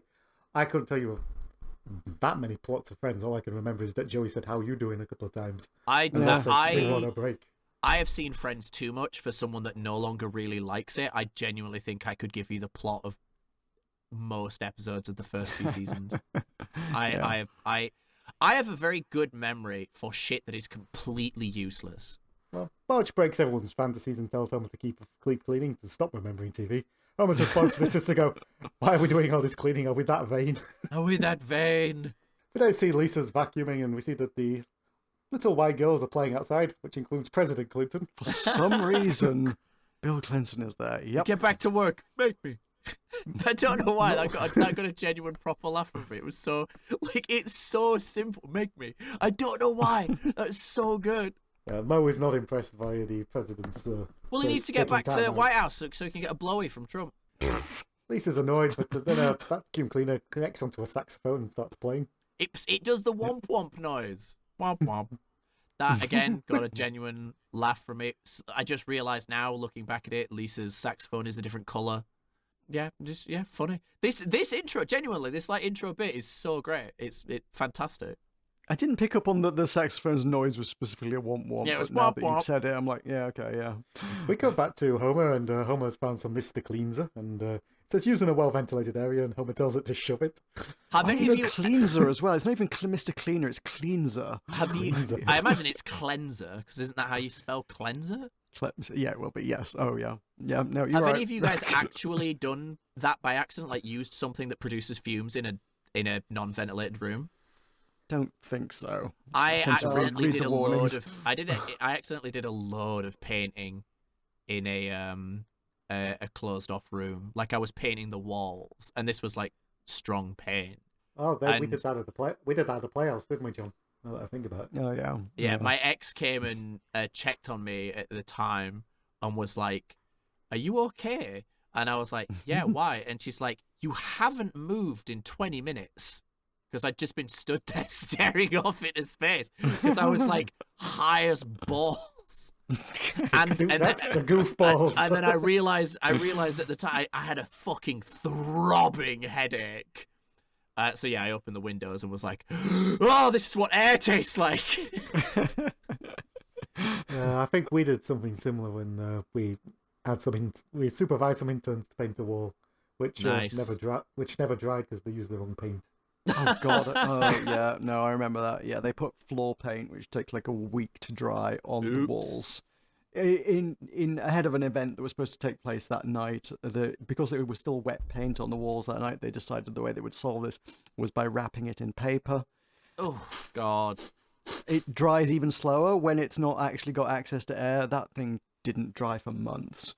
Fucking Egypt. Yes. What a day.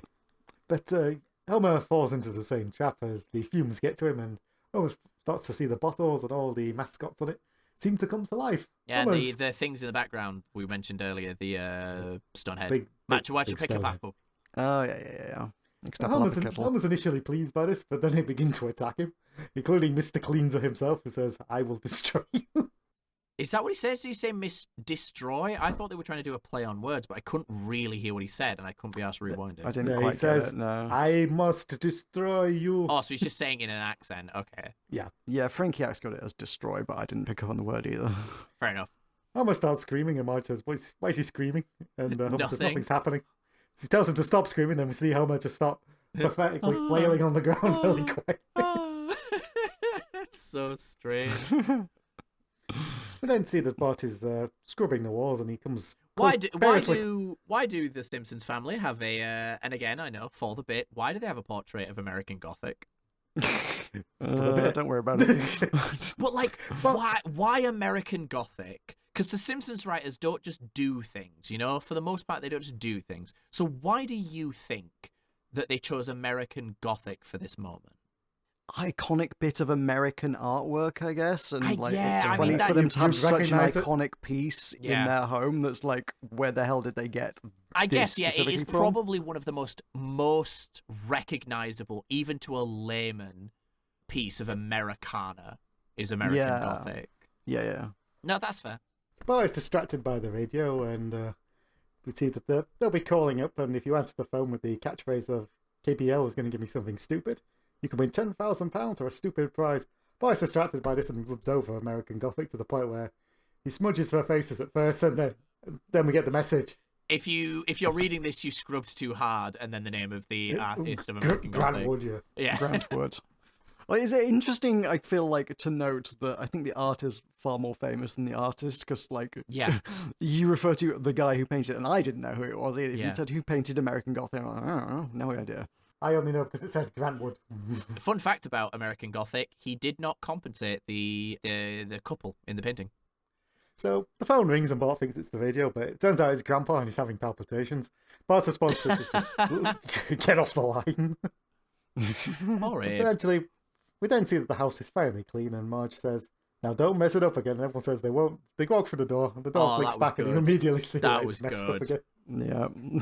The radio is still on, and we set another call, but this time it's to the police station, and Sorry, see just that Chief Wiggum- a random question. I know we're at like 1:30 already, but I'm just gonna ask this question real quick. Do you think Simpsons would still be funny to a blind person?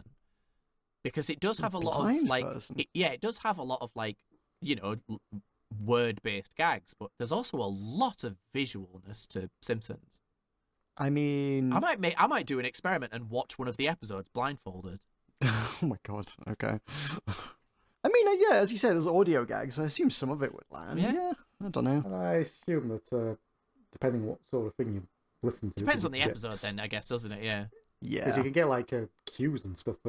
Yeah, I mean, if it's an episode that's just like a barrage of Abe bits, there's probably you probably Yeah. don't need much else. But like, you know, if it's Homer doing a lot of visual stuff, then you probably do need to see it. And I'm sure that they tailor certain episodes for blind people with like extra descriptive stuff.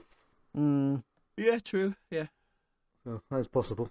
Yeah, it was just a thought that occurred. Carry on. We see that the police force have been stripped of their underwear and are calling for help, and then we see that Snake is wearing Chief Wiggum's uniform and has a taser. We hear over the phone that Chief Wiggum is being tasered. He's initially in pain, but then just asks for it to the left. Because Chief Wiggum's a freak, man. Little saucy boy. the radio hosts do absolutely nothing to help him to say he should have said the phrase, and the phone rings again, but takes it off Homer's hand and says the phrase, and he wins. I love that Homer he just keeps talking as if he thinks he's holding the phone. Yellow. Bart is given the option of $10,000 or the joke gag, an elephant. But, of course, picks the elephant, and Homer just crazily turns to Marge and goes, he's taking the elephant instead of the money. We then get a whispered argument between the radio hosts because they don't actually have an elephant. I have an elephant. And they try to get Bart to Whisper into say, the microphone. try to get Bart to take the money, and Bart says he wants the elephant, and Homer tells him to stick it to the man before realizing that he could actually get 10 grand, and With $10,000, we'd be millionaires. I'm fairly certain an elephant is worth more than that, which does come up. But yeah, $10,000 will be millionaires. That's true. And Marge wants double-ply windows, and family are not enthusiastic about this, even though they'll save 4% on their heating bill. I know I'm getting old to the point where I agree with Marge. I would have spent £10,000 Like- on them. Well, if you had double ply windows, you might be able to put your heating on. Yeah, it's very true. Nice. I wouldn't spend 10 grand on it, but it is something that I'm like, that would be nice. I get genuinely excited when people buy me pots and pans for Christmas. Yeah, I it's good. did live in a flat for a year that had single ply windows, as I guess they're calling it, ply. Yeah, what do we call it? was I've forgotten now. double glazing. glazing. Glazed, thank you, yes. Yeah. I love when my house gets glazed, guys. Oh god. Ugh. If you could come over and glaze my house, that'd be awesome. Just glaze it all. Yeah, you've got an open invite in. Yeah, can confirm single glazing fucking freezing. I thought you were Glazing. gonna say can confirm love being glazed. I mean, that's just a given. The joke is gay, guys. Fucking hell. I don't know, something about being gay. Flipping heck. Jesus Christ. I should not be allowed in front of a microphone. This is how you do gay humor. You don't just go lol Yeah, gay. you do. No. Oh no. Someone's going to find these one day. It's going to end one of our careers, man. What career do you think I have? Fair. It's the same, really. Lisa's main objection to all this is that it's cruel to imprison an animal. Homer sends her to a room. I didn't even that didn't even register to me. That's great. No, I missed that actually. Yeah. So Bart goes down to the studio and the radio hosts admit that they don't actually have an elephant and say they might get fired, and Bart doesn't want that. And Bart goes, he don't care. Yeah, I think I they would fire him for not having the prize. Like, they didn't organize the contest. So they bring out Principal Skinner and they say that they'll pay Skinner 10 grand to keep his pants down for the entire semester. And Skinner very enthusiastic. I'll do it, Bart. says, "I'll do it." So intense. So Bart says Bart's not interested in that. So they say they'll use the 10 grand to surgically transform Skinner into a lobster. And Skinner makes it clear we did not agree That wasn't to discussed with me. Bart then sits down firmly and says he's not leaving until he gets his elephant. He's then thrown out of the studio unceremoniously. Nice as is couple Homer. of skips as well, like a good stone. Homer says we as he goes. Whee! And we then see Bart shouting, "Where's my elephant?" They shut the window trying to drown Bart out, but he makes it through to the radio, which amuses the senior citizens quite a lot. Hey, they're playing the elephant song. I Love like that song. Reminds me of elephants. Reminds me of elephants. It reminds me of elephants too. We then get the newspaper headline of the straight-A student Bart being denied his elephant. And we cut back to the radio station where we learn that they're getting complaints and letter bombs. Fucking explode letter just- bombs, man. Jesus. Actively exploding in the pile. It's great. I'm trying to remember when the last bomb in the post scare was, because I imagine even in 1994 this would have been a bit, on the nose. Yeah, you never hear about letter bombs these days. I'm a little concerned to Google the phrase letter bombs, but You don't want to be I'm put on a intrigued. list? Well, I think it became more chemical substances because it was easier to get in stuff. Yeah, but that's what I'm saying. I don't remember when the last major bombs in the post scare was, because like I said, I feel like this would have been a bit controversial as a joke in the 90s, or it was too early for it. I don't know. I mean, letter bombs have been in existence as far back as 1764. Fucking Apparently. hell! What was in the fucking letter in Fuck me! It's just like a stick of dynamite with a really long fuse. I better open this is a light. That seems like an itchy and scratchy bit. Yeah, some Colonel Poulsen, residing at Borglum Abbey, was sent by mail a box. When he opens it, therein is found to be gunpowder and a fire lock, which sets fire onto it. Oh, of course. So he became very injured. He became very injured when something exploded next to him. Well, it's only gunpowder. It would probably just go from. Ah, true. Yeah. Simpsons then gives us a hint into the early days of AI as we see that there's a robotic DJ ready to go. To replace the DJs if they do not get the elephant. And Whoa, that was the caller from hell. hey, that's pretty good. Don't praise Yeah, the I machine. did. Don't praise the machine. I love the other guys. How does it keep up with the news like that? He's very impressed. So somehow, by some miracle, the radio DJs do find an elephant, which they drop off at the Simpsons. That's never made clear how that came No, about. but it doesn't okay. need to be. It's just for the bit of just here's a fucking elephant. Yeah, yeah. This is genuinely for me where the episode goes completely downhill. Well, the elephant blows his trunk and the cat and dog run away. We don't get the little scene of their heads just Yeah, they popping pop up in the up and then distance. it brawls again and they're gone. We go to the next scene and Bart is very happy with his elephant and Marge is concerned that it looks like it could go. And Homer goes, oh, it does look like I'll go. I love that. That was a really so good line. strange. The elephant attempts to eat Bart, and Bart is finally freed, and Bart laughs for a minute and goes, oh, you tried to kill me. The bluntness of the line just got me off.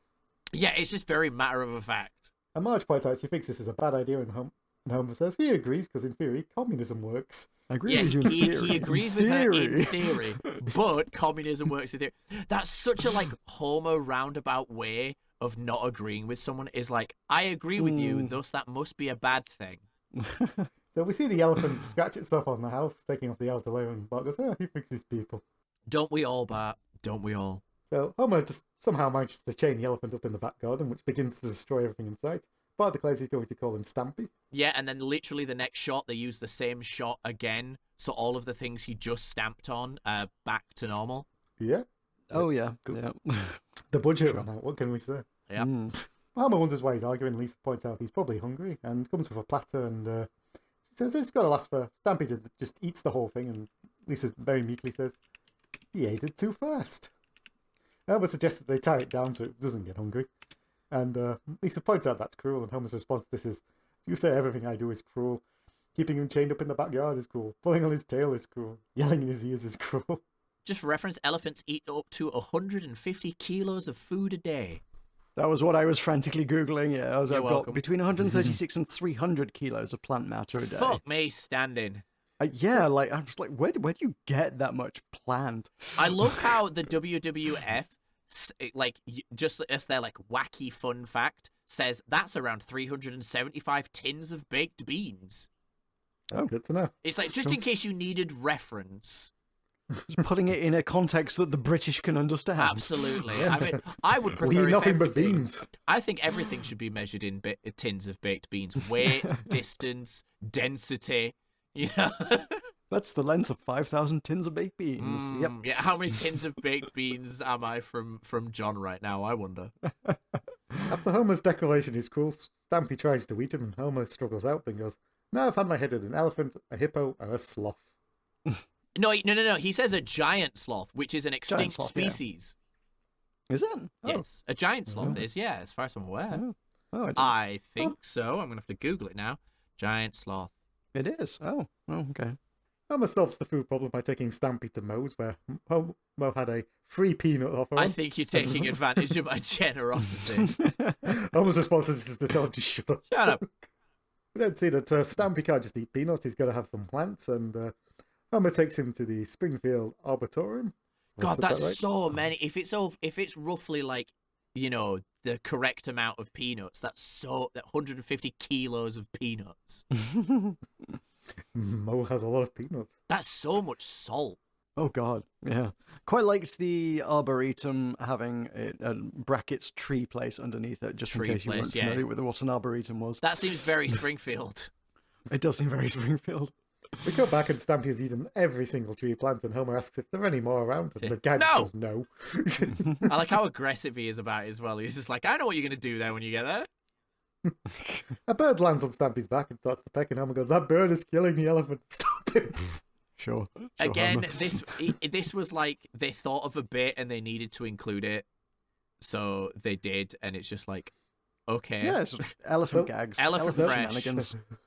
So Lisa points out that no, the bird is actually grooming him, and Homer gets the idea, and we come back to Homer, and Homer has a bird on his head, and that's now grooming him. And much like Cleaning Matt his just said, 2 hairs. and Homer is indeed elephant fresh. Elephant fresh. They go to night time, and the dogs are barking, and then Stampy bellows out, and everybody shuts up. Yeah, that'd be nice. Bart is having a sleepover with Stampy, and Stampy helps push him into his bed, pulls the cover on him, starts to caress him, then tries to weed him. Then try to eat him. And then puts him back. Yeah, puts him back and puts the cover on him, and Bart goes, thanks, bud, appreciate it. I love how horrified Bart looks as well.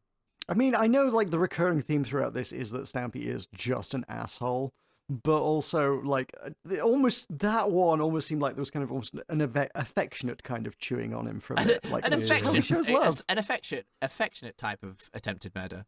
I mean, he did. No, if you wanted to murder him, he would have murdered him. He just wanted to like nibble on him a bit. If I could kill you if I wanted to, and therefore you should appreciate me. But Bart does. He goes back to the Simpsons kitchen and Lisa asks Bart if he's taught Stampy any tricks, and Bart goes, "Nah, he don't want to learn and I don't want to teach him." Yeah.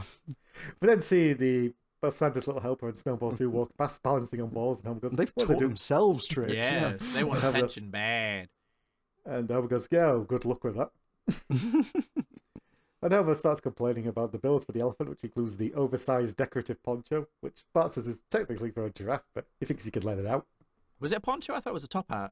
Poncho. Yeah. Oh man, my ears need cleaning out.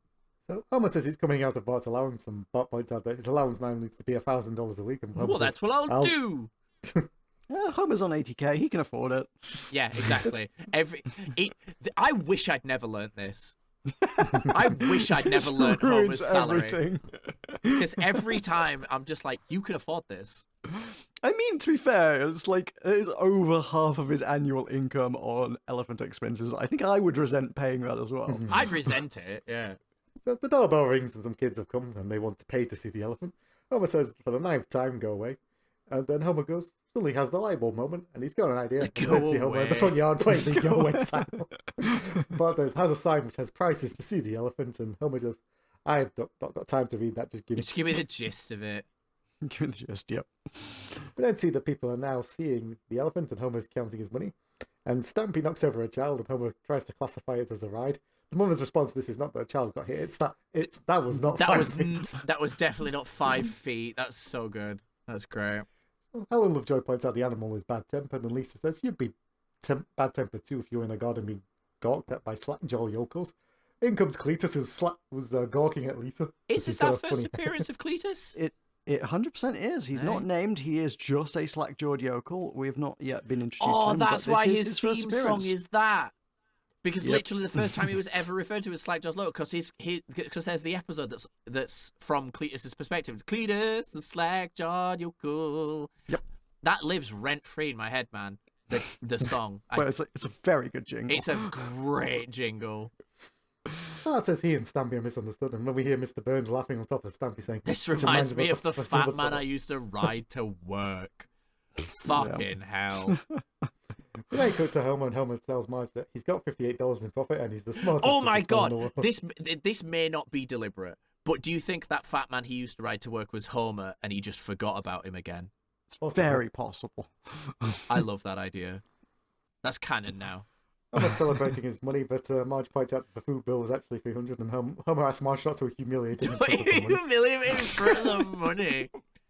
We then see that Homer has to jack up the prices, and he changes $1 to $100 and $2 to $500, and nobody is paying that. Homer ambitiously goes to Milhouse's house and tries to argue that because Milhouse saw the elephant a couple of days ago, he's under the new pricing scheme. This was such a shit bit, man. So they actually owe him Yeah. $700, but they've paid him $4, so they only owe $696. Kirk Van Houten tells him to get off his property. This episode did not need to be an extended episode. At all. Homer comes in and declares that the entire town is a bunch of cheapskates, then declares he can't afford the elephant. Which got a chuckle out of me. Bart protests, but Homer says his mind is made up. But then we cut and we see that the dog and the cat are now playing the piano. Yes. And then we cut to the next scene, and the man is looking at the elephant, and he needs an elephant, and he needs it today, but it's not what he's looking for. And Homer goes, "What do you mean, What do you mean? it's It's an an elephant?" elephant, isn't it? Well, it is and it isn't. If you understand what I mean. And his response to this, and Homer's response to this is just, "He likes peanuts." He likes people. Again, they wrote the joke and then had no idea what to put as a punchline. I mean, like, you could have just left it at it is and it isn't, if you understand what I mean. He likes peanuts just was not necessary, Yeah, to it be was honest. weird. That's just padding and fluff, whatever. Like, you could have just left it as the non sequitur confusing. Yeah, just give it a solid, 2 seconds of silence and then move on. Yeah. We go to the next scene, and we see that the wildlife charity is trying to recruit Stampy, and Lisa says it's perfect, and Homer's response to this is, "How much, and give it to me." It turns out they're a non-profit organization. Homer clarifies, "So your bid is zero?" Non-profit does not mean skin. Oh, No. I get where Again, for the bit. That's all it is. It's for the bit. But non-profit does not mean skin. So Homer quickly dismisses him, and the next scene, we see a poacher, and Lisa has to point out that he's an ivory dealer because his boots are made of ivory. She starts with his boots. Like, surely you would start with the things, like, for the gag to be absurdist, you would start with the things that would be obviously made of ivory. His ring, his pen, and then you would say his boot. But they start with his boots, and it's like, how? I don't know if I'm just overanalyzing the efficacy of an absurdist bit here, but I think they wanted something visually obvious. I think that's what they were going for. Yeah. So his boots are made of ivory, his hat's made of ivory, and the check's made of ivory. Yeah, Homer's the response- absurdist joke there is that the check is as well. yeah, she flicks it, and it just makes a paper noise. It's clunks. Homer's response to this is that a man with high ivory sources is less likely to harm Stampy than a man whose ivory sources are low. That's weirdly solid economic logical. theory. Yeah, it's yeah, weird it really logic. is. But you're like, I mean, you're not wrong. Completely wrong, but it Homer, does make but sense. You are wrong at the same time. It's horrifying. We come back to the pets and Santa's little helper manages to say, "We love you." I hated that. I hated that. It just took the already not that funny bit and then just officially made it stupid. Okay. So, Lisa asks Mr. Blackheart, whose response is, "Yes, my pretty." Yeah, yes, my pretty. They got the voicing for that guy was dog shit, but the lines were hilarious. Like the whole "yes, my pretty." So Lisa bluntly asks him if he's an ivory dealer. He goes, "He's had lots of jobs, which have included whale hunter, seal clubber, president of the Fox Network, Lol. and yeah, he's dealt a bit of ivory." Who And, hasn't Bart though? Who hasn't? Okay. John, I'm sure you've dealt a bit of ivory now and then. Actually, I have not dealt a bit of ivory. Let's not make that joke because that is actually like a crime. So Bart is upset, but Homer says, "Don't worry, we'll get him another elephant." Blackheart says, "I'll take down one too." and, That got me. That was good. I liked that bit. So Homer offers him the keys to Stampy, and Blackheart has to point out that elephants don't have keys, and Homer goes, "Well, I'll just keep I'll them." just keep these then. So Bart, late at night, frees Stampy and says they're going to run away, and they're going to keep to the back roads, and it's just 12 miles to Africa. If he's got his geography right, it's just 12 miles to Africa. They start sneaking off, but Stampy quickly gives up the sneaking and starts stomping off. He stampedes through the Flanders yard, and Ned wakes up and goes, "It's the 4 elephants of the apocalypse." Maud has to point out that's horsemen, and Ned goes, "Getting closer." Getting closer. What does that mean? Yeah, I wrote What the does same that thing. I was mean? like, what else has tramped through Ned's garden that he is having this problem? I mean, it's like, is it he keeps getting it wrong, getting the animal wrong, and he's getting closer to the correct thing? Or is it, oh, well, we're getting closer to the correct animal, that means the apocalypse is upon us? I took it the We're second nearly way. there? Yeah, I again, like, yeah, I don't know. I'm on Michael. We cut to the next scene, and Lisa wakes up the parents to reveal that Bart and Stampy are gone. And Lisa says, "I'm pretty sure it was because of that ivory deal." Homer's initial assumption is that Blackheart took Bart. This wasn't the deal, Blackheart. This wasn't the deal. As Homer just starts yelling out the window. We then see that Homer's got a plan to find them as they're just following the wave of destruction. Turns out, unfortunately, there's a twister at the same time. Yep. Homer's annoyed, but he quickly cheers up when he realizes it's got Patty and Selma, who are distressed by the wind going up their skirts. Ew. And they're doing their best Wizard of Oz impression. Ew. Stampy is now on the stampede, and the workmen doing the classic gag of playing the grass have to avoid both him and Bart before throwing it in a recycle bin. Admittedly, though, like, if it got smashed up in the middle of the road, they would have to deal with that. Oh yeah, it's true. You know. But again, this is me overthinking and ruining a bit. Yes, you are. Thanks. At least you're aware. Chief Wiggum begins to get phone calls, and he's very dismissive about them that an elephant has stamped over someone's mailbox or just destroyed something. Yeah, this was another like extended bit that didn't need to go as long as it did. Eventually gets to the bit where he gets. Yeah, no, it does pay off. Yeah. It does get to the bit where Chief Wiggum completely dismisses a report. Liquor where- store robbery, officer Yeah. down, sure. No, I'm saying it pays off. It just takes too long to get there. Is what I'm saying. It And is- also, it is quite a drawn out the one, yeah. noise he makes. Yeah, so He just goes wow. So at the end he says, I'm Edward G. Robertson, who is who Chief Wiggum is kind of based off. Oh, He used, okay. I know. So he did used to make that noise. That's why yeah, that's there. yeah. Okay, Oh, right. okay. Okay, fair enough. I take it back. That is clever. That's very little Lisa goes to Washington. At the risk of not being political, we then see Stampy walk through a Republican conference where we see the nice banners of "We They're are all evil." cheering, yeah. Then he walks through the Democrat ring where everybody's booing and it says, "We can't go." Oh, yeah. Yeah, we hate life and ourselves, and we can't govern. Banners on both accounts, which remain just as relevant 30 Absolutely. years on. Yeah, very much so. Stampy starts heading towards the peanut factory, and the plant supervisor shuts the door and starts to give his speech about how they've been preparing for this day. I People liked fight this with- bit. This was a great bit. Again, it went on way too long. And he complains about people wanting to transfer to another peanut factory. But in the end, Stampy just stampedes through the factory, and he can't stop him. I don't know. I don't know. I think the timing of that was fine. It's okay. Nah, It too didn't go long. on too long. No. We cut to Bart still trying to find Stampy, and he thinks he's seen him, but it turns out to be a model of a mammoth at the Springfield Tar Pits, which is the best in tar entertainment. Once again, Springfield has everything it needs for the gag. I Specifically. actually went to the Tar Pits. I went to the La Brea Tar Pits in Very good. Los In Springfield. yeah, in LA. What was it? Fucking hell? What? Santa Monica. Fucking hell. Yeah, awesome. Absolutely cool. Really, really liked it. But funnily enough, La Brea Tar Pits means the Tar Pits. La Brea means the tar, so it's the Tar Pits. Fun fact. Anyway, moving on. Very good.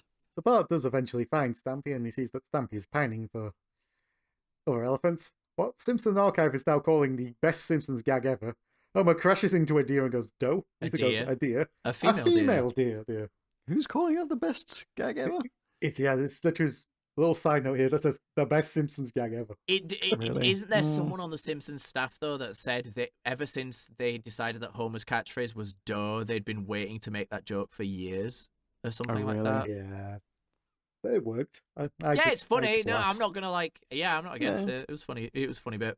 So we then see Homer delighted that they found Bart, and he's happy that Bart has led him to the precious ivory. He then points out he's connected to your lovable pet. Bart declares that Stampy's his friend, and then Stampy hits him. The Bart says he wants him to go to the animal refuge, and Homer complains that the elephant cost him thousands of dollars, and Lisa says, "How would you like to be sold to an ivory dealer?" And Bart says, "Yeah, he killed you, made your teeth into piano keys." I'd love to be part of the music industry. Fortunately, Homer has gone into the tar pits and is slowly sinking. And Homer tells Bart not to bother getting a rope because he can struggle his way out of this. We then see Homer reach in to grab his legs out of the tar. And now I'll pull out my arms with my face. It does not work. So Bart asks Stampy to pull him out, and we then see Stampy reach in, and he pulls out Barney. So what the hell Barney was doing in there is never explained. This was a good bit. The whole him lighting a cigarette thing and just erupting into flames, and then just quietly going, "Ow!" There's the flaming footsteps as he walks away as well. So Stampy reaches back in and does save Homer. And Homer's delighted and says he owes it all to this feisty feline. And Lisa has to point out feline means cat, and Homer points Elephant, out, "Nope, it's sweetie." an elephant." It's elephant. Then Homer declares he'll make a grand piano before morally thinking maybe he shouldn't kill this elephant because it saved his life. And Bart seems somewhat attached to it. But then he also then moralizes again that who's to say what's right or wrong in this crazy world with our modern ideas. Modern ideas and products. Eventually Homer declares he'll give the stupid elephant to the stupid animal refuge, and the kids run to hug him and then realise they're stuck to him. It's the caramel factory all over again. Marge laments it's the caramel factory, and Homer goes, caramel. We cut to the animal sanctuary, and Bart says his tearful goodbye and thinks that Stampy's about to eat him, but Stampy actually puts him on his back. Stampy rides off and starts headbutting the other throws him elephants. off. Yeah, Bart doesn't stay on no long. But Stampy begins headbutting the other elephants, and Marge says, "I thought he'd be happy here," and the ranger says, "Nope, he will be." So Marge asks, "Why is he attacking all the other Some elephants are just, some animals are just dickheads. Basically, the punchline is that some animals have been abused and neglected, but some are just jerks. And we see in the background Homer's Homer headbutting, headbutting him, so fucking dumb. and the guy has to politely ask Homer to stop. That's the episode. Well, that's an episode. Yeah, What do we think? Not enthused by the sounds of it. it was fine. The intro bit was the best part, and then the rest of it was just kind of lacking. Oh, okay. So I think just because I had the expectations for me of like the rest of the episodes were so high because the intro was so good. Okay. I didn't really find any of the later jokes particularly funny. This felt very much like they had an idea of wouldn't it be funny if Bart got an elephant and then had no idea how to execute it. That's probably very much the how that went. If we're honest, yeah. I'm trying to see if there was a kind of a origin for the idea, but I'm not sure. Like that's even noted anywhere in history. Michael, any particular thoughts? No, I enjoyed the episode on the whole. I thought the gags I found very funny. So Yeah, I mean, it wasn't terrible. Like, it definitely wasn't. it was Like, a show. it genuinely had good bits in it, even in the like latter half of the episode. It just was compared to Homer Loves Flanders, which I really enjoyed as well. So, I mean, honestly, I enjoyed this more than Homer Loves Flanders. damn, that's Oh, wild. That's I wild don't to think me. I don't think it was an incredible episode. It's definitely not like top tier, but I enjoyed it more than Homer Loves Flanders. Nah, I really liked Homer Loves Flanders. This was lame. But that's the beauty of being different. If we were all the same, the world would be boring. Exactly. Thanks, Let's see how Nana. different we were and give it some out of Homers. I gave it a collection of old TV guides out of Homer. It's now stored in the cellar of my mind for me to forget about. I gave it a riding a fat man to work out of Homer. Go on. It sounds like a lot of fun, but it's probably flawed in some way. The way Michael pauses, you don't know if he's going to elucidate or not. I wanted him to do that one. Like he could have left it, but I wanted an explanation of that. What's your rating? I give it a Bill and Marty out of Homer because it was a bit silly. Bit silly. Bit silly. Cool. Did it have much to say about society? You could stretch it to say no one cares about what kids want when profit is to be made, but this episode was just a gag stretched out too long. Like, I mean, I think it had a bit to say about animal welfare and keeping animals in captivity and stuff. And, yeah, no, because it was all very like centric on one specific thing. So yeah, I think you could make that argument. It did win an award, an environmental media award for best television episode with an environmental message for that year. So, like, clearly other people thought Slow that, year. It had something to say about environmentalism Fair enough. and locking up elephants in your backyard and feeding it a salad occasionally. Well, isn't it like every year, like 2 or 3 quote unquote pet tigers are confiscated from Florida? That sounds about right. That's Yeah. Florida. Yeah, I'm going to be going to Florida at some point. Ooh, are you gonna get a pet tiger? Yeah, isn't that just like, don't you just arrive in Florida and they give you one? As long as you don't get it confiscated, yeah. Yeah. yeah, well, that's the test of you being a true Floridian, is they give you the tiger at the border crossing, and then you have to make sure that it's well enough hidden when you get to the next checkpoint. And then if it is, you get to go into Florida. If you can't hide a tiger, you don't deserve to be in Florida. You don't get to be a Florida man. Florida man. Living the dream. There's definitely that one now extremely famous jab at the two-party American politics as well, which definitely was very pointed, very brief, but very, very pointed. Someone has some thoughts on political parties. Michael, anything? No, I think we've covered it all. Yeah. All right, it is a John Swartzwelder episode, and he is, the libertarian, so presumably he doesn't think much of American politics at all. I try not to think about American politics, but they fucking have their finger over the big red button, so... On that depressing note, let's end the episode. Yeah. Alrighty. What you got going on now? You're back in the land of the living. Land of the British. I'm trying to... No, Land of the Living's more accurate. Yeah, I'm trying to get back into voice acting, so that means I'm going to be streaming and stuff a little less, producing like YouTube content a little less, because that doesn't pay, whereas hopefully getting voice acting jobs will pay. So if everyone could give me some positive energy, it won't actually do anything, but it would be nice. Yeah, so I do want to get back to streaming, but it's not my priority anymore. I am going to edit the episode of All for Arnold. I'm going to do the usual I will edit it by the next episode thing. So that means even if I leave it until the last minute, it will be done. So yeah, because I like doing that all for Arnold. I want to get to Predator. I'm looking forward to Predator. That's going to be a lot of fun for me. Been a long time coming, but definitely looking forward. Yeah. Michael? Yep, not much to report. You can follow me on Blue Sky if you really want it, but a mash horse. Don't follow me on Blue Sky. Leave me alone. That's fine. You didn't tell them what it was, so they can't. And if you want to go visit any of our fine YouTubes or audios, John will tell you where to do that in just a second. Yeah, if you're watching this podcast on YouTube, don't forget to subscribe, leave a like, leave a comment. Enjoy all the times that John corrects me. My occasional, yes. For Actually, audio format listeners, Matthew's a fucking idiot. well, for audio format listeners, there are occasional like notes and corrections and pithy observations that I put into the video format for an added bonus to our Did you put viewers. Did you put many in the last one? I think there were a couple of notes. They're not necessarily always corrections. There might just be something like esprit Something you just think's d'escalier, just funny. like an afterthought that I would like added Yeah, no, notes that's in. fair. But like, I genuinely go through most of the episodes and look at them because I think they're funny. I think that there's rarely none. I think there's usually something somewhere in there that I will add in, but like it varies. But yeah, also, if you think YouTube is a clunky and unwieldy format to get your podcasts in, do not forget we are also available on Spotify and Apple. You should go there and give us 5 stars, leave a like, leave a comment, whatever the various formats have for engagement. Just engage with us, please. Please. That's how people find us. That's how people hear about us. Engagement good, because Engagement good. algorithm's bad. Algorithm bad. If you want to know what I'm up to, what the hell am I up to? Am I up to anything? I'm not doing anything. I don't make videos anymore. I make this now. This is me. Follow me on Blue you. Sky at maroka.bsky.social. Yeah, they're not at all incredibly political and only post political things.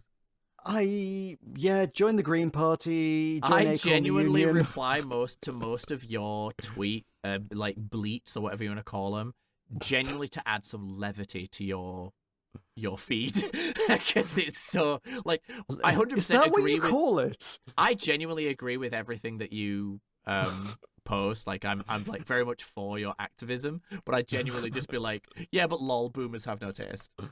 that's my fucking contribution to your very heartfelt and very worthy political activism is my dumb fucking jokes. Is it interesting that you see it as levity? I mostly see it as antagonism, but Oh, you know me. That is my levity. okay.